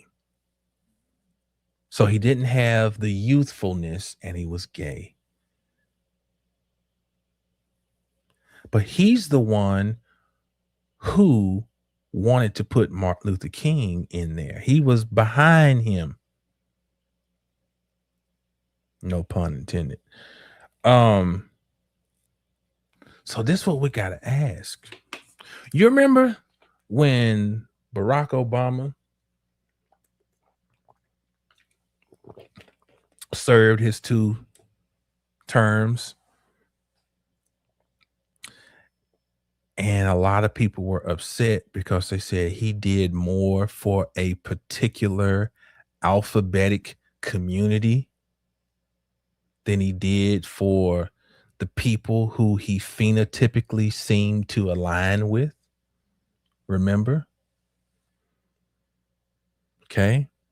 And he is an extension of a movement called civil rights that would make it possible for it even be for I'm standing on the shoulders of giants. But think critically. If the man behind Martin Luther King was openly of this persuasion, is it, and this man is backed by big people, is it possible then that the true motive, one of the motives of the civil rights, was in alignment with that man's sexual proclivity, to where it's not so far-fetched that when we get to Barack Hussein Obama and people like, he did more? No. Was it always planned to get up to that point? When you go in any independent bookstore, no, I'm gonna say any bookstore, when you go to the section that says African American, you will see Native American, and you will always see the community. We'll call it the community. They'll always be right there in the same section. I've been looking at this for over 15 years. That community is always put together with that. It's not by happenstance.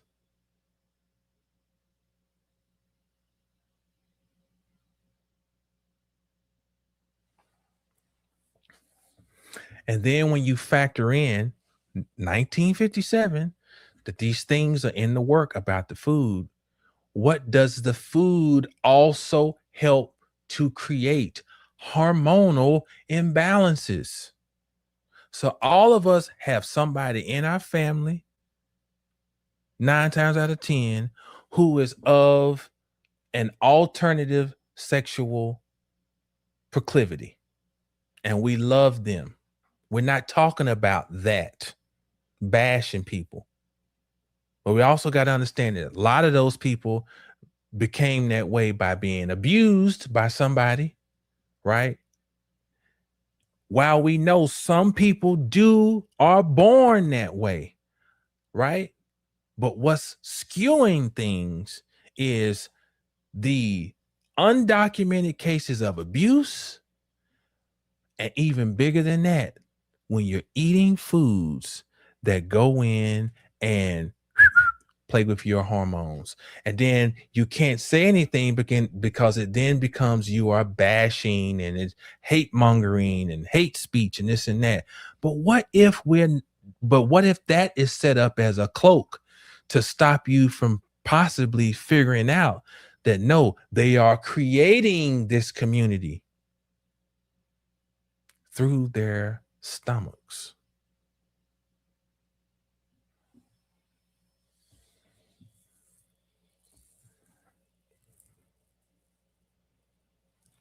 So We had the Little Rock Nine at Central High. I think it was in 57.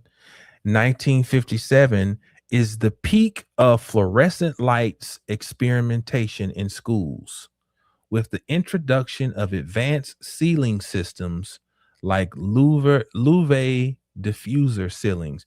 In other words, this is those special lights, fluorescent lights. They are implemented into schools. 1957, Henry Kissinger publishes Nuclear Weapons and Foreign Policy. Super devil.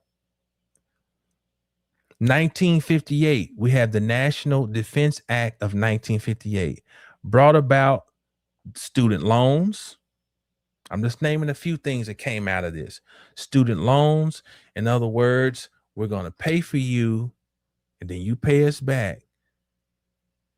But we basically, we've created an early debt system. And now you'll be indebted to us because you've put this time in, you gathered this debt. So you're going to want to see it all the way through and give us your essence by being part of whatever system that we put you in based on what we trained you. You have National Defense Fellowship. We want to find the best and the brightest, and we want to fund them, and we want to track them and move them along. Guidance, counseling, testing, identification, and encouragement of able students. Guess what? This is the beginning of the Gifted and Talented program. 1958, research and experimentation in more effective utilization of television, radio, motion pictures, and related media for educational purposes. That's another word for that is propaganda. We're going to use all of these forms of media for mind control. And guess what? I have to say here, holding myself accountable. As intelligent as I would imagine myself to be, I have to apologize to the spirit of Michael Jackson, because through these same mechanisms, I joined in with cracking jokes on, they used to call him Wacko Jacko. He crazy, like he bleaching his skin and he's such and such, because the power of media to shift opinion, the court of public opinion. Remember, he held a little baby over the balcony. It's like, man, he crazy, he crazy, he crazy, he crazy. But was he? And if you think about the story of Michael Jackson and the power of propaganda through media to steer the public opinion, we read in the Bible about the story of when Jesus is about to get crucified, and it's like Pontius Pilate's like, what y'all gonna do with your boy?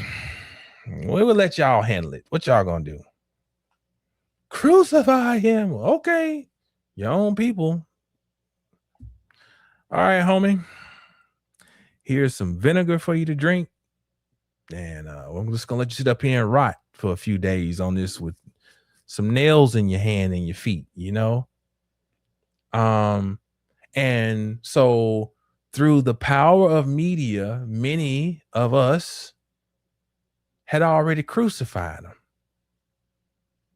Now, before Christ goes to be crucified, one of the Marys, which they're all the same Mary, because it's not real people, but people like to fight over, it was not that Mary, it was a different Mary. Okay, we're just going to say one of the Marys, maybe it's Mary of Bethany, I think. She comes and she takes her hair and she dips it in spikenard and she cleans his feet. Now, spikenard is part of the same family as valerian root, and they are suppressants to the central nervous system.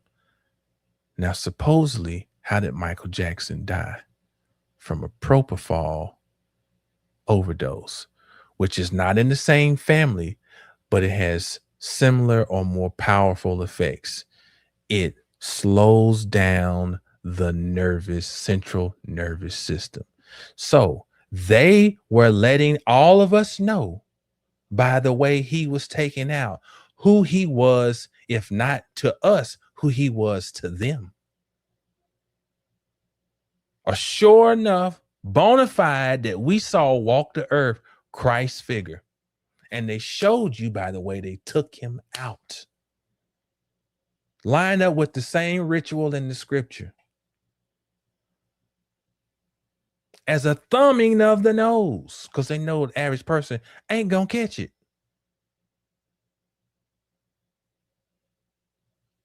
Through the court of public opinion, we got y'all to say, man, Mike crazy, man. He touching little kids. And, even Macaulay Culkin came out and said he never did that. And my son, shout out to the young Pisces who is channeling Michael Jackson.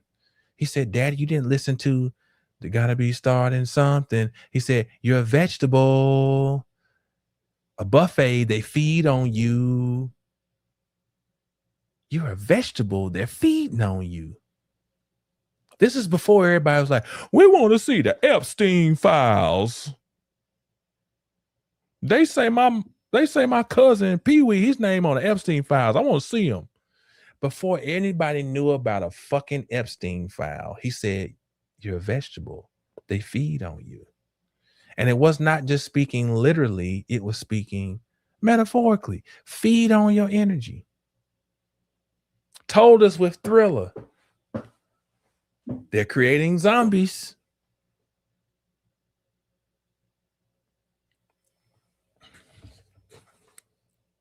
July 29th, 1958.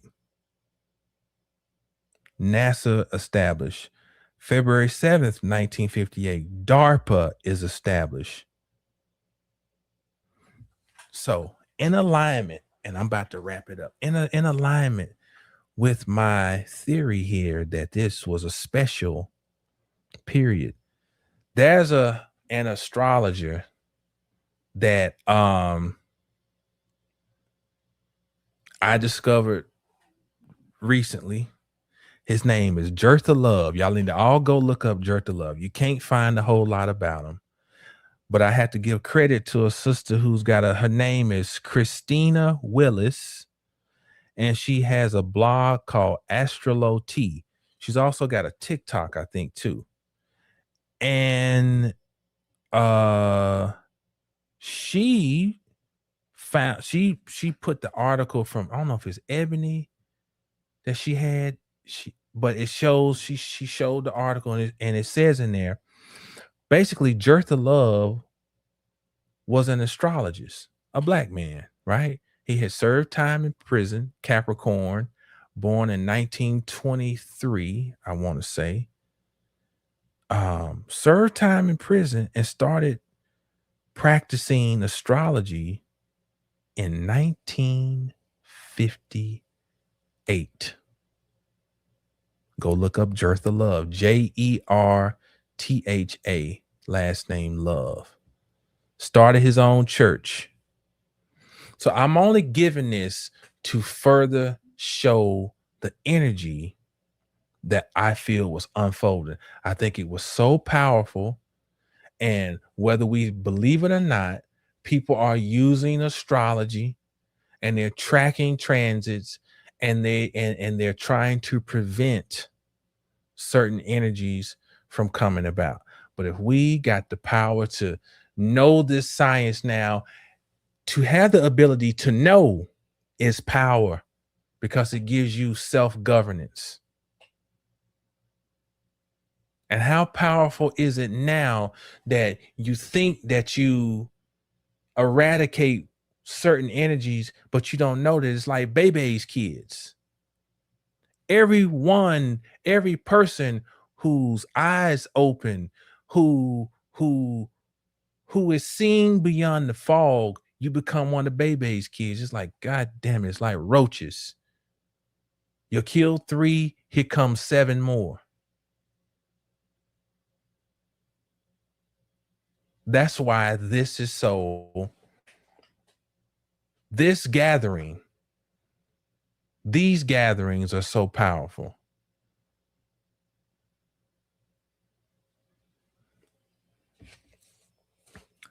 So I want to read you some people who were born in this time frame. Bernie Mac, 1957. And I got Bernie Mac's chart. Bernie Mac is a Libra with Sagittarius rising. Bernie Mac, Michael Jackson, 1958. Prince Roger Nelson, 1958. Did you all know that Michael Clark Duncan, 1957? Now, you know what's interesting? All these people are gone. And they all had a very special energy. Bernie Mac even channeled the energy of the Pluto and Virgo because he he spoke from his gut. Just think about it. Think about what you've seen of Bernie Mac. And there is, and I think Bernie Mac was strongly influenced by Rodney Dangerfield too. Because he had that same kind of, I'm gonna pull it up from my stomach and say it. But these were special energies. And ain't it funny that they gone? Bernie Mac, Michael Jackson, Prince, Michael Clark Duncan, Green Mile, John Coffey and Green Mile, they're gone. Now I want to juxtapose them to people who are still here from the same time frame. And I cherry picked. I ain't gonna front. I cherry picked. Okay. But J.C. Watt. Go Google J.C. Watt if you don't know who he is. Spike Lee. Steve Harvey. They just so Spike Lee. He's showing him as he limps into the Madison Square Garden dressed like a hood ornament, fucking glasses, and and he's because he sits down on court side, but just think, these are the people who are left. Steve Harvey, who according to rumor was the backstabber of Bernie Mac. Still here. So Steve Harvey, Spike Lee, J.C. Watt. These are the type, and look at the people who've gone on.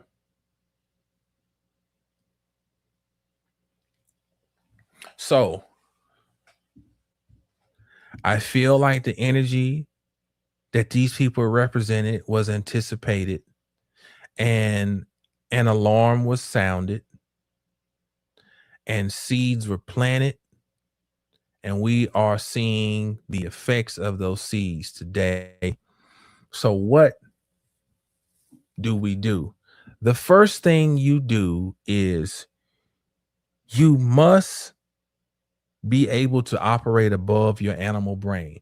The vast majority of people are really just succumbing to just basically being rudimentary animals. They just might as well be going around saying unga booga, Next thing is asking yourself through the lens of Scorpio, where can you take a good shit? Now, don't put in the comment, ooh, that's so nasty. I'm not fucking talking about that literally. I'm talking metaphorically. In other words, where can you get rid of things that might be holding you down? What can you release?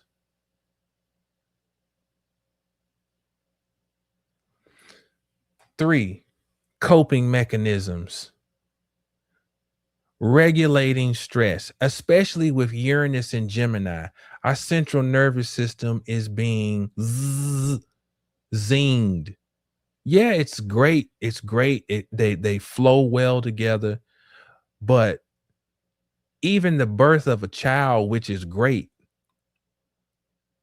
is traumatic. If you ever seen a woman give birth, she might, lose control of her eliminatory functions. things are getting ripped, blood. It's some gory stuff. It looked like a battlefield, right? But it's a beautiful thing that's emerging.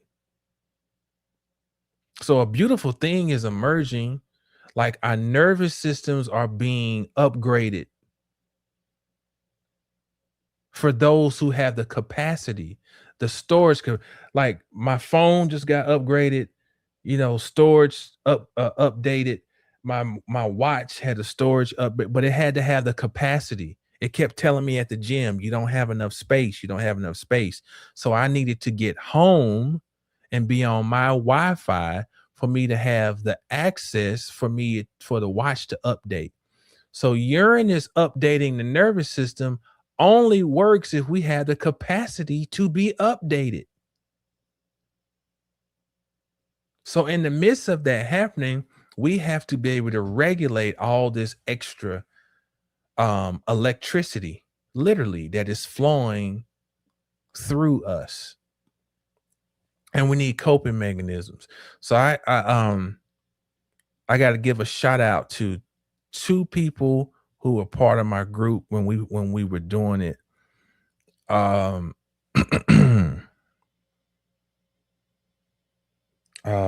God. Natasha is doing. I'm gonna do just Natasha tonight because I got to remember what the other thing is. I'll come back with that. But Natasha has been on Instagram talking about Kundalini yoga. And that's not my ain't my wheelhouse, like my expertise. So one day I was just watching, and I haven't been able to catch all the things, all the videos. But one particular day I wanted to punch a hole in a wall. And she was on there talking about this thing about how to make a cleft tongue. And if you can't make the cleft tongue, at least take your mouth and go. And she was talking about inhaling through your mouth like that. And it's like, and it cools you down. It cools down your organs and your whole internal self when you breathe in that way. And I was doing that shit in the truck, like, and I was, if I don't get another lesson, I know that one for sure was practical and helpful. And it's like, I'm not the sit still in lotus position person. I'm just not. But it's like, motherfucker, if you don't want to lose your mind, maybe you better learn to find time to sit still for a minute. So, I have to give a shout out to her. And if you have to check out her Instagram. Natasha, if you in there, put your Instagram in the chat for people to so they can follow you on Instagram and see about your Kundalini yoga journey. Because we need practical things, because and Delbert Blair talked about this a lot, that we're moving from 3D to 5D. And sometimes he was an Aquarius, and sometimes you're saying things, and it just doesn't, people, after a while you hear people saying stuff so much, okay, that's Delbert Blair's thing, 3D to 5D. Okay, tell me something else spectacular, but the truth is that was the truth. But we are now truly experiencing or truly seeing what it looks like for that to happen. That's what we're doing. This is the upgrade. And people come and they come and live and they say things and they leave the planet, and because they're saying things that are applied to a future timeline, we may tend to forget. He said it always. We're moving from 3D to 5, and we are literally experiencing what it feels like now. And let me see. Let me find Natasha's her Instagram, because it's a different name. She don't go by that on there. Who do I follow? It is, damn, I'm trying to find her actual. Okay, she says she typing it.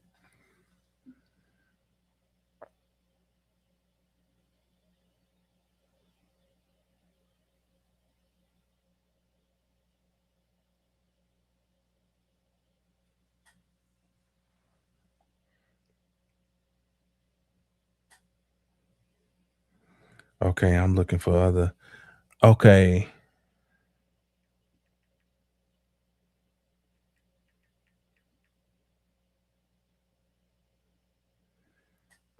Um okay, you see, you're welcome. Y'all can see down here it says at practice self-love with Natasha. At practice self-love with Natasha. That's her Instagram. And I want to talk about another person that was in her group was Terry. And Terry has been consistently writing. She's got a blog, but I want to make sure I get all of the handles, and I'll come back and talk about her blog, and I'll share that. And I just so I encourage people to also, with that in mind, to delve into your creativity. Delve into your creativity. You are helping to create the new Malkuth, or the Asaya, the world to come. And sometimes we think we are so small in this whole grand scheme. You don't think, what you're doing is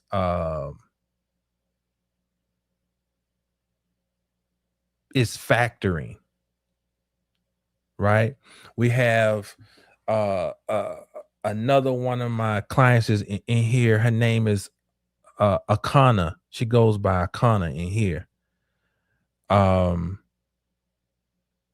She's a natural hairstylist. And you think about it, what's funny is you don't meet too many hairstylists who really understand the depth of what they're actually doing, as far as you touching people's hair.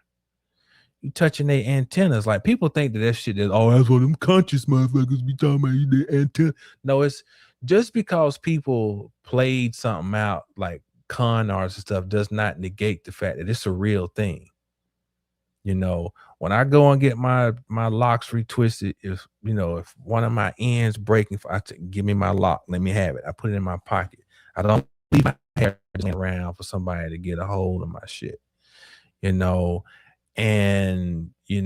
need somebody that I at least have who I think got a little bit of integrity touching my hair, that I think their energy is all right. So we got people like that. We got MC in here is she did some crazy. She did something so Aquarian I ain't never seen. She did a reply to my reading for her through Canva. Like, I ain't never seen nothing like that. I think it's hard to impress me, but I was like, damn, I ain't never seen nothing like, and it was like, took her summary of the reading and put it into a Canva layout. So we got people just so creative that a lot of times we may not realize just the importance of every little piece building this new earth.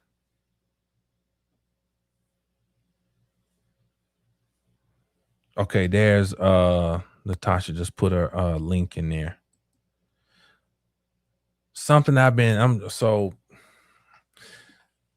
so I went off onto it. So those are my things I'm feeling like, okay, I did this presentation to set the stage as to what was occurring in that period, what might have been the thought process of those who were working against the divine unfolding of energy, and to understand the significance of especially the soul of Michael Jackson, who incarnated in that span, and to show the connections between things happening in his life and certain things unfolding in our reality. And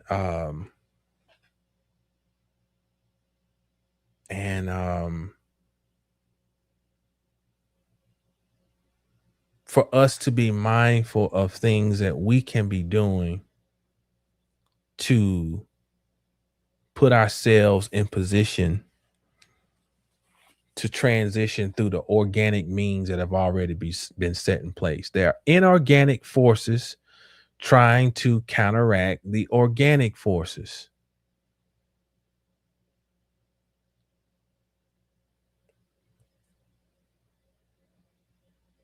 And you know, there's a lot of people.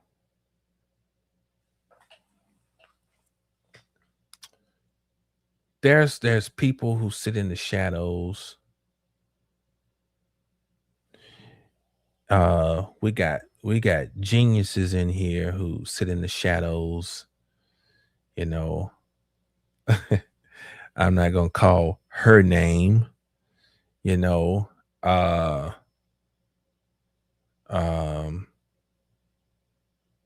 But she knows who she is on here, who's got all these gifts.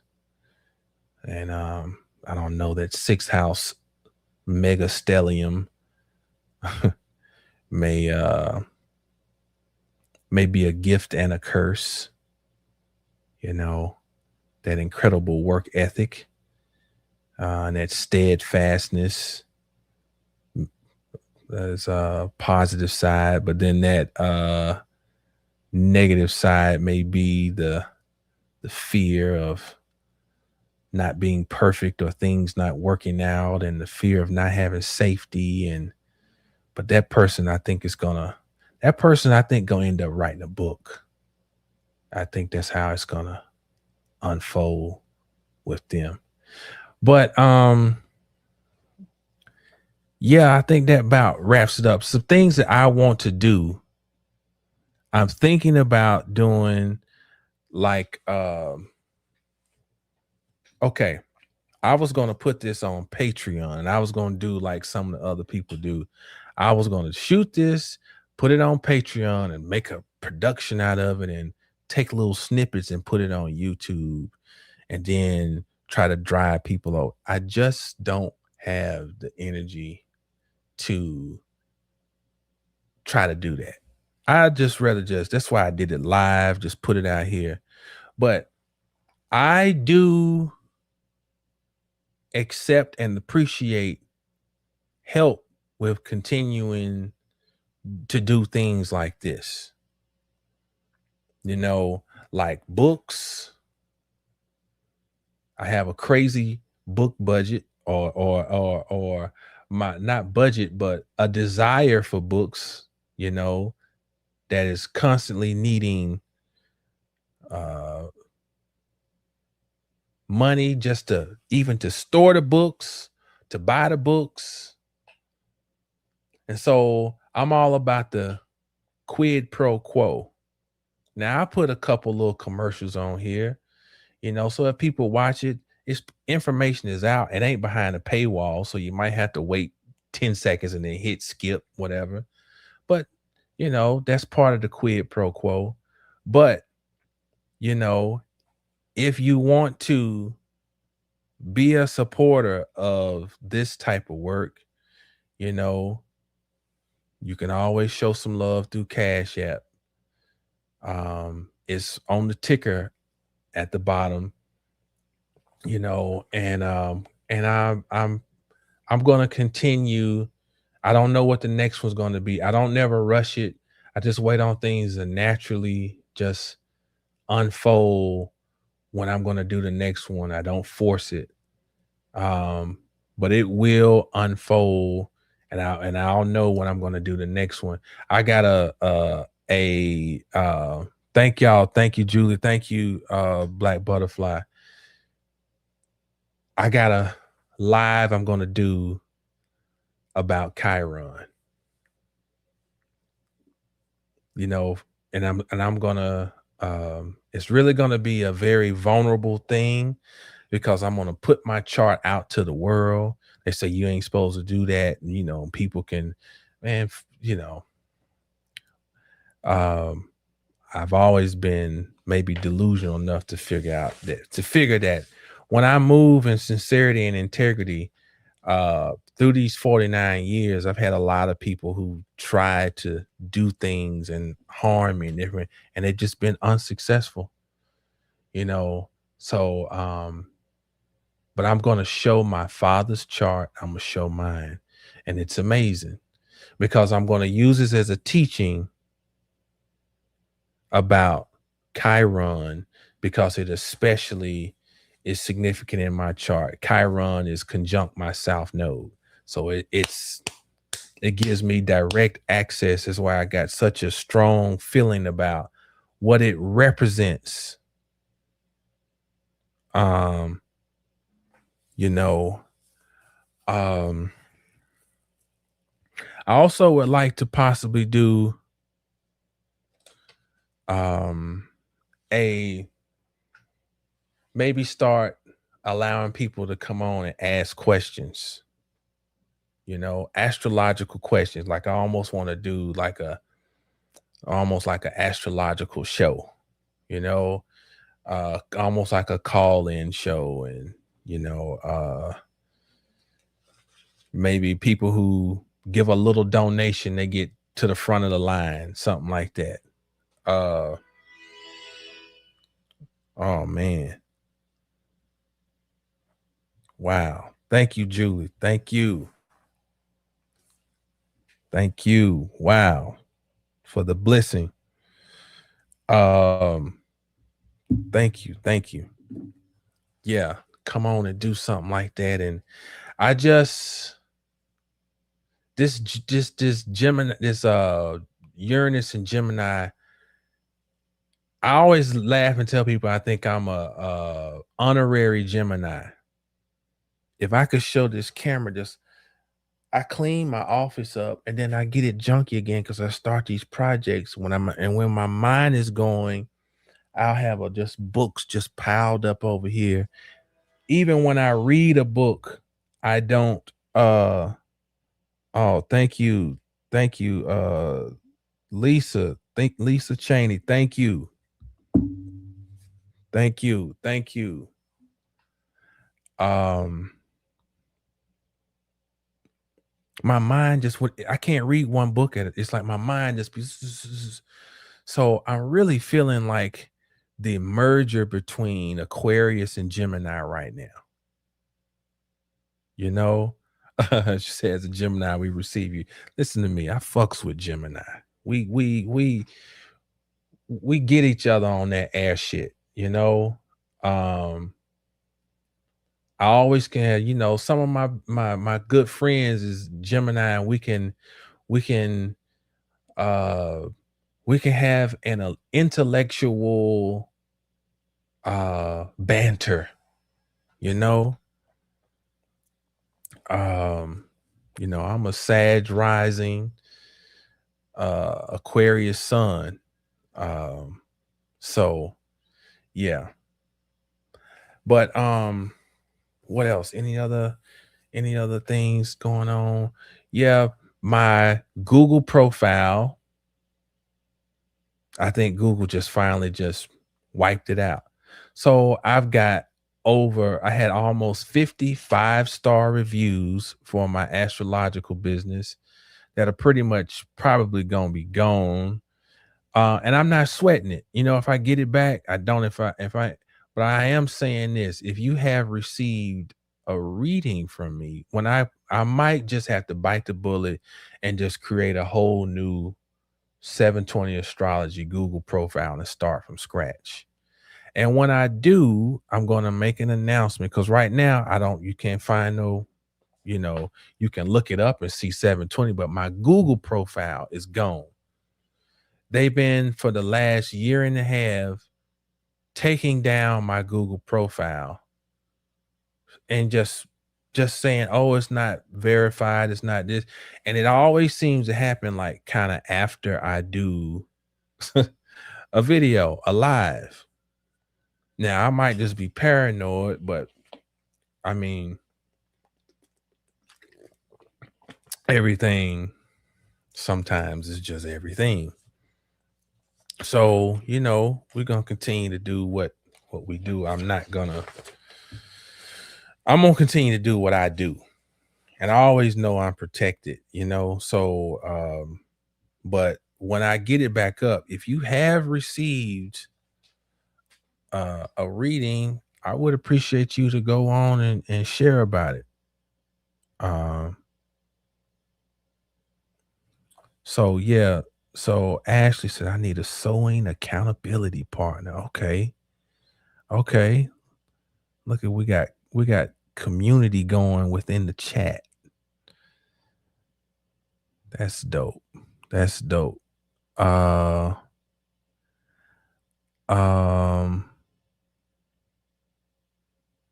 Oh, Ashley said you did a reading. Is that you, Ashley? Ashley from the group?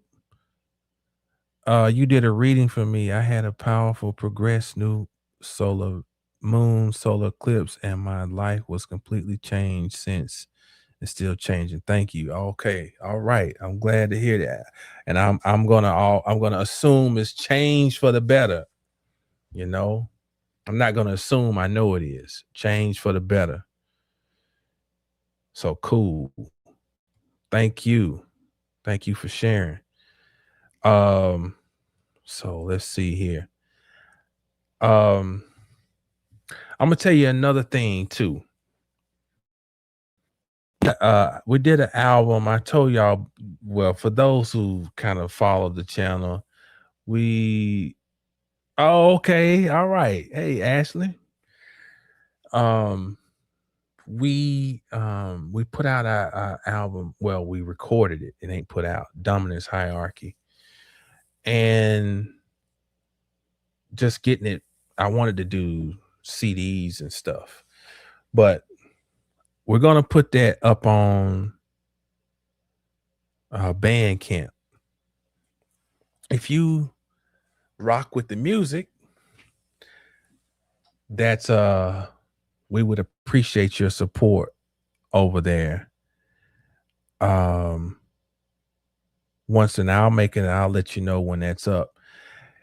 And when you see my chart, has something called a splash pattern. So the chart is almost bespeckled with planets all around it. So there's always a hard aspect in my life at some point because planets are everywhere. But a lot of times too, there's kind of a ribbon in the sky type thing too, because the planets are all scattered everywhere. That also means I can't just do one thing. That's been my gift and my curse. I see somebody that's like, man, I can do it better than that. I'm gonna go figure out how to do that. And what happens is it's a lot of energy. But as I'm getting older, I've figured out what things I'm most passionate about. Astrology, I'm definitely passionate about. Um, um, that's definitely one of them. The health and wellness I'm definitely passionate about. That's been 20 something years of my life in different fashions. Now it's just in a more complex, I guess, fashion. My music, you know, if I ever get a chance to do just astrology teaching, I'd like to go. I don't know how I would do it. Maybe we would do a Patreon or whatever, and I could put things and and start actually breaking down astrological basics. But one thing that is a game changer is just getting into the non-Ptolemaic aspects, the harmonics.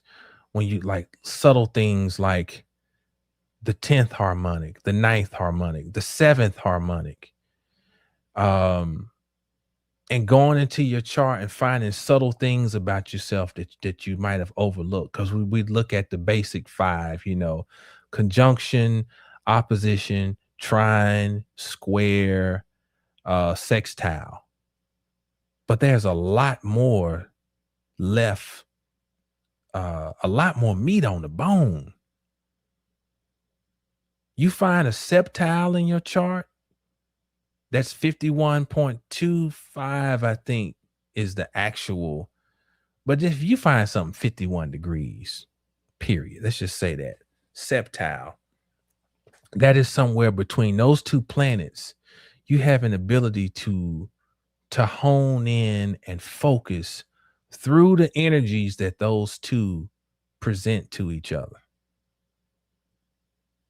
And for me, I have a septile between Venus and Jupiter, almost exact.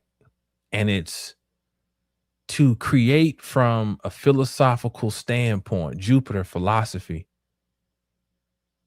Venus, creativity, expression of love, music. And then that same Venus is in a quintile to Mercury in my chart. And Mercury is communication, writing. And the quintile produces a playfulness, a joyfulness, which is we also liken to creativity. So part of you, if you finding the magic of who you are, it's these can give you subtle insights into your energy. And it's like, for me,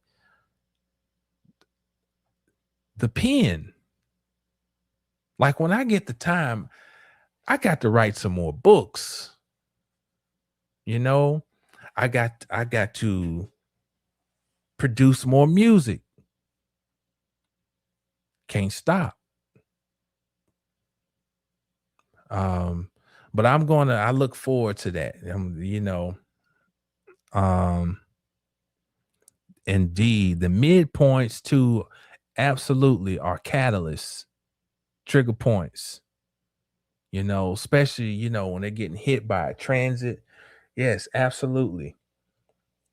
That is more butter from the duck, midpoints. Um, but I wanna play y'all something. I wanna play y'all. Look, my man Dap sends me these beats, right? I just want y'all to hear this, and I want you to close your mind, your eyes when you listen to this beat. I've already written something for it, and the beat grabbed me so much. And what he does is he gives his beats a title, and I use his titles as writing prompts. I don't try to come up with another title. I write to whatever title he puts on the beat. And he don't know what I'm gonna like. He'll just send me a whole bunch of beats, and they have these titles. This beat is titled Dopamine Cycle. That's a ill ass title. Dopamine Cycle. And it lines up with what we're talking about tonight. I've already written something to this. I want to play you this beat. Y'all just bear with me. But the kids are out of school. It's Thursday night. I don't feel the pressure if I got to be up. We ain't got to get them to. So I'm like, fuck it, we gon'. And I don't get on here often, and so I want to spend some time with my folk, right? And so we're gonna shift into some creative expression here. I just want y'all to hear this beat and just see, you tell me if you how you feel about this beat. I played it at the beginning. I'm gonna play it again.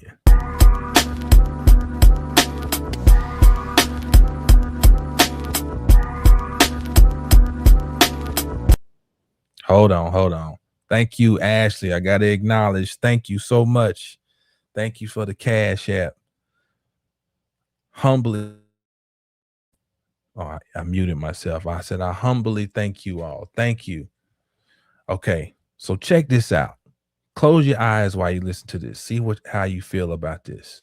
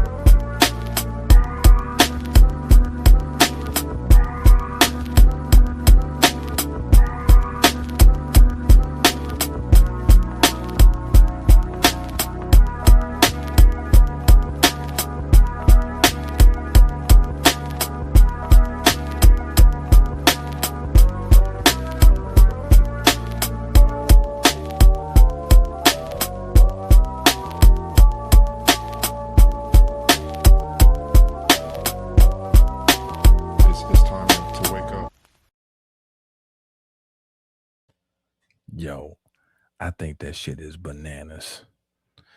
And he sends me these beats. Sometimes I have them for 2-3 years. And whatever life or my mind or whatever hasn't caught up to where it caught my ear.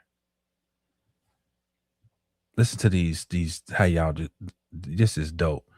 Ashley said, I'm riding through space. It reminds me of a midnight jam session download from the ethers. I also think of Jay Dilla. Boy, that's high regard. High regard. George Duke.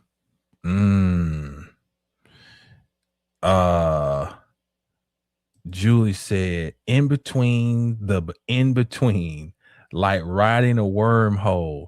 Yes, yeah. Y'all own it. That's how I'm feeling. I also think of Uranus and the moon. Okay. MC said, literally used the song this beat sampled and wrote an original song to it like 20 years ago. Oh, that's crazy. That's crazy. You over here sample peeping too. Damn, you know the sample? Don't say it though. Don't say it. Oh, is it? It ain't George Duke, is it? Thank you, Kidney. Kidney said that's heat. I appreciate it.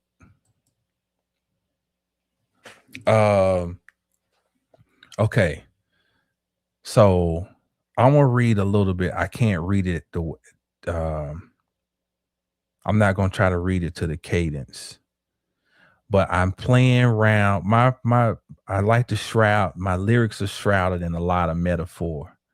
So I play with all types of things. Like it might make sexual innuendo, but I'm referring to something else, like just playing. So just listen.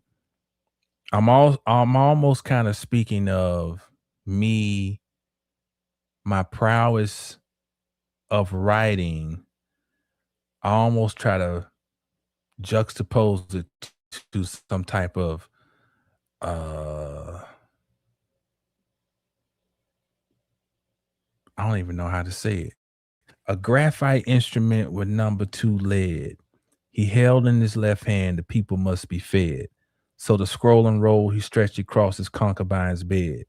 She lay tacit, slight spread of the legs. The god put in work, scribed the novel, hit the throttle. Plantar flexion, pedal flexing, nitrous out the bottle. Sound like a squabble heard from next door, screech was awful. The word is bond is lawful, this is game, get a pawful. The penmanship like cedar chips to fortify the seamanship. The seaman shifts the world's paradigm with one spit. The dagger fit deliciously inside the sheath slit. Firm grip like a vice is this device with which he quip. Still he remains focused every now and then he dip. Underworld surfer understand over mergers. The armor under 10 hand wool pulpy murder. The god colossal non-docile early order Berber. Catch him in his habit. Red tar bush till it slightly what's his status. He traversed the statless in this ship with steady balance in the He traversed the atlas in the ship with steady ballast in his heart, no malice. It's a lot of tongue twist, but this is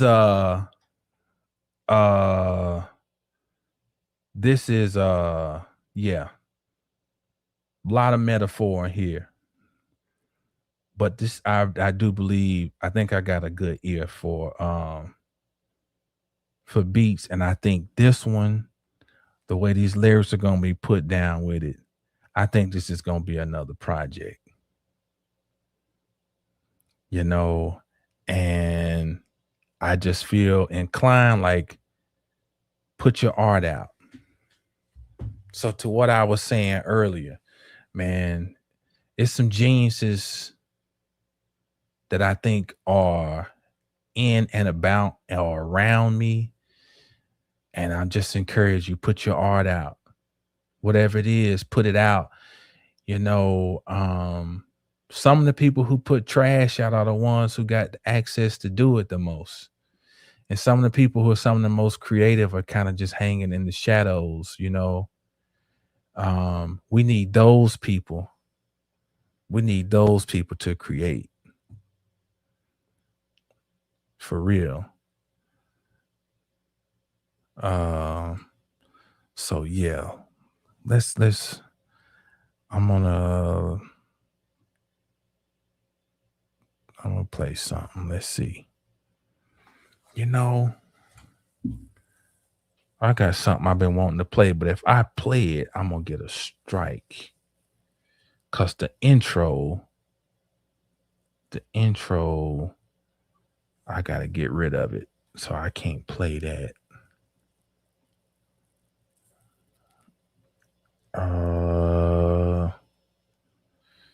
We're gonna play something from, I like this one right here.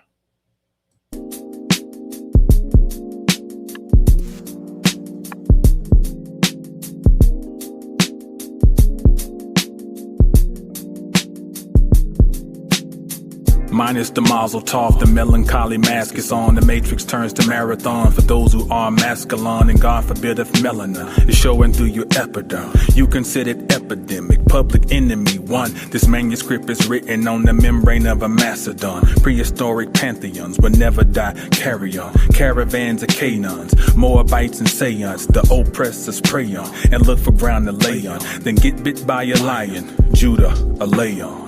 These words get sprayed on the wall that fate's on. When the ship come, we phase on. The shift is a phaeton. The burden weighed a ton and suddenly is gone. Yeah, it's the subtle things that make your Aki's heart sing. The bellows from the diaphragm where honey's made from bees' wings. The laughter of a child brings some balance to the bloodstream. When war is at your front door, some peace is a welcome thing. It's the subtle things that make your Aki's heart sing. A quiet that drips from full springs from under earth where life clings. Better than ever, the word in every endeavor.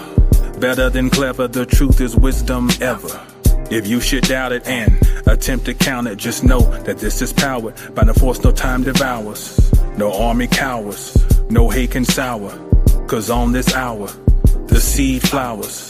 Before the switching of scenes, let's hope that life finds its means. Allegiance to the right team. The murky water's now clean. The darkened path is now seen. The subtle things are now gleaned. The hero conquers the fiend. Balance achieved on the beam. As this discovered in a time capsule in future times. Just know in this era there existed an enlightened mind. He carried water and within his essence was divine. Seated 3 daughters and the sun whose brilliant lights would shine. This type of light, let's be honest, is a rare kind. He aged gracefully, not hastily, fine wine. The word is arguably the artistry of the Arcanine. Articulate armory in the arteries is aquanine. Aboard to authorities with alliances, the sciences, defiance is the answer to truly finding this. Ein is first, Ein soft second, Ein soft earth. Check it for the record, he is vested, he is tested. Gold a product from the dark, wet, ingested. Mic check it, 1, 2, bipedal. Babes and feetals, prodded with needles, protected nightly by scarab beetles. Not John, Paul, or Ringo, peep the lingo. Awakened souls moving step like the rhythm's equal. Beautiful flowers growing up from fecal.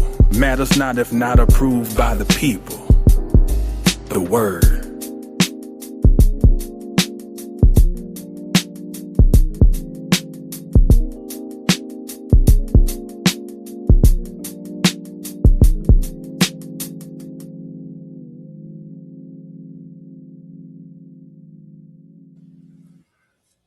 All right, I appreciate y'all rocking with me tonight for our live presentation of the Astrology of Black People, 1956 to 1958. I hope it was edifying. We're gonna play one more, then we'll close it out. So I appreciate y'all rocking with me and letting me fully be who I am creatively on all angles. Let's see here. I'm trying to think what the...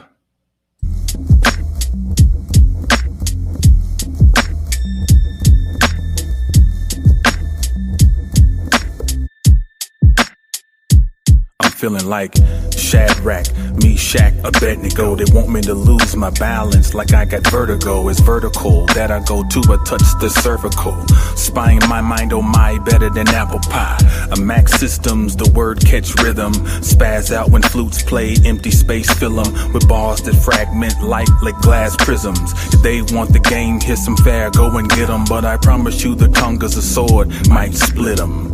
Infuse the source in you with the first breath blue. There's fire in my shoes on top of my head too. It can warm, it can light or burn, it's up to you. The book's red like oxidized iron, the crook's blade. The blade pointed, pencil in hand, the beast fed. The bull stops here, I grip horns and get ahead. Left the carcass in the mountains of the Caucasus. The consequences of dabbling in metropolises. The city's opposites live the life of opulence. While the chosen, the few, is rather obvious when flutes play. When flutes play. Yeah. When flutes play, they say the feet move like Pele.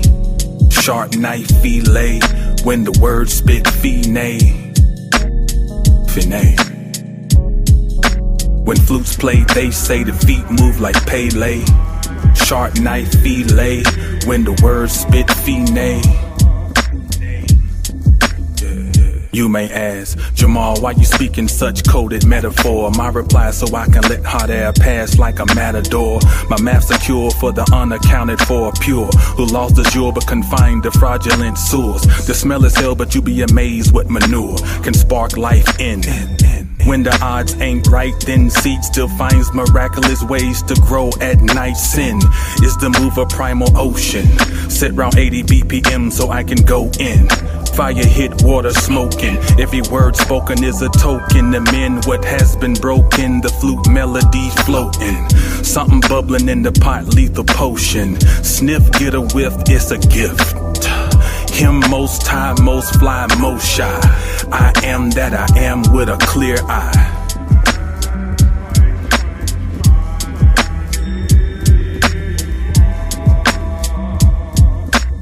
The word.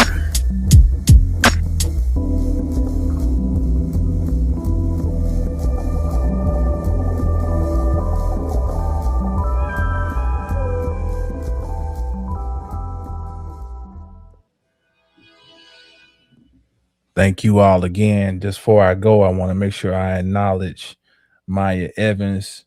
Thank you so much for your Cash App. Thank you. Thank all of you all. Thank y'all for tuning in. Thank you for your positive energy. Thank you for your comments. Thank you all again for your Cash Apps. And till the next time we meet up, make sure you know the stars and know yourself. And always stay down till you get up. And when you get up, stay down. Peace.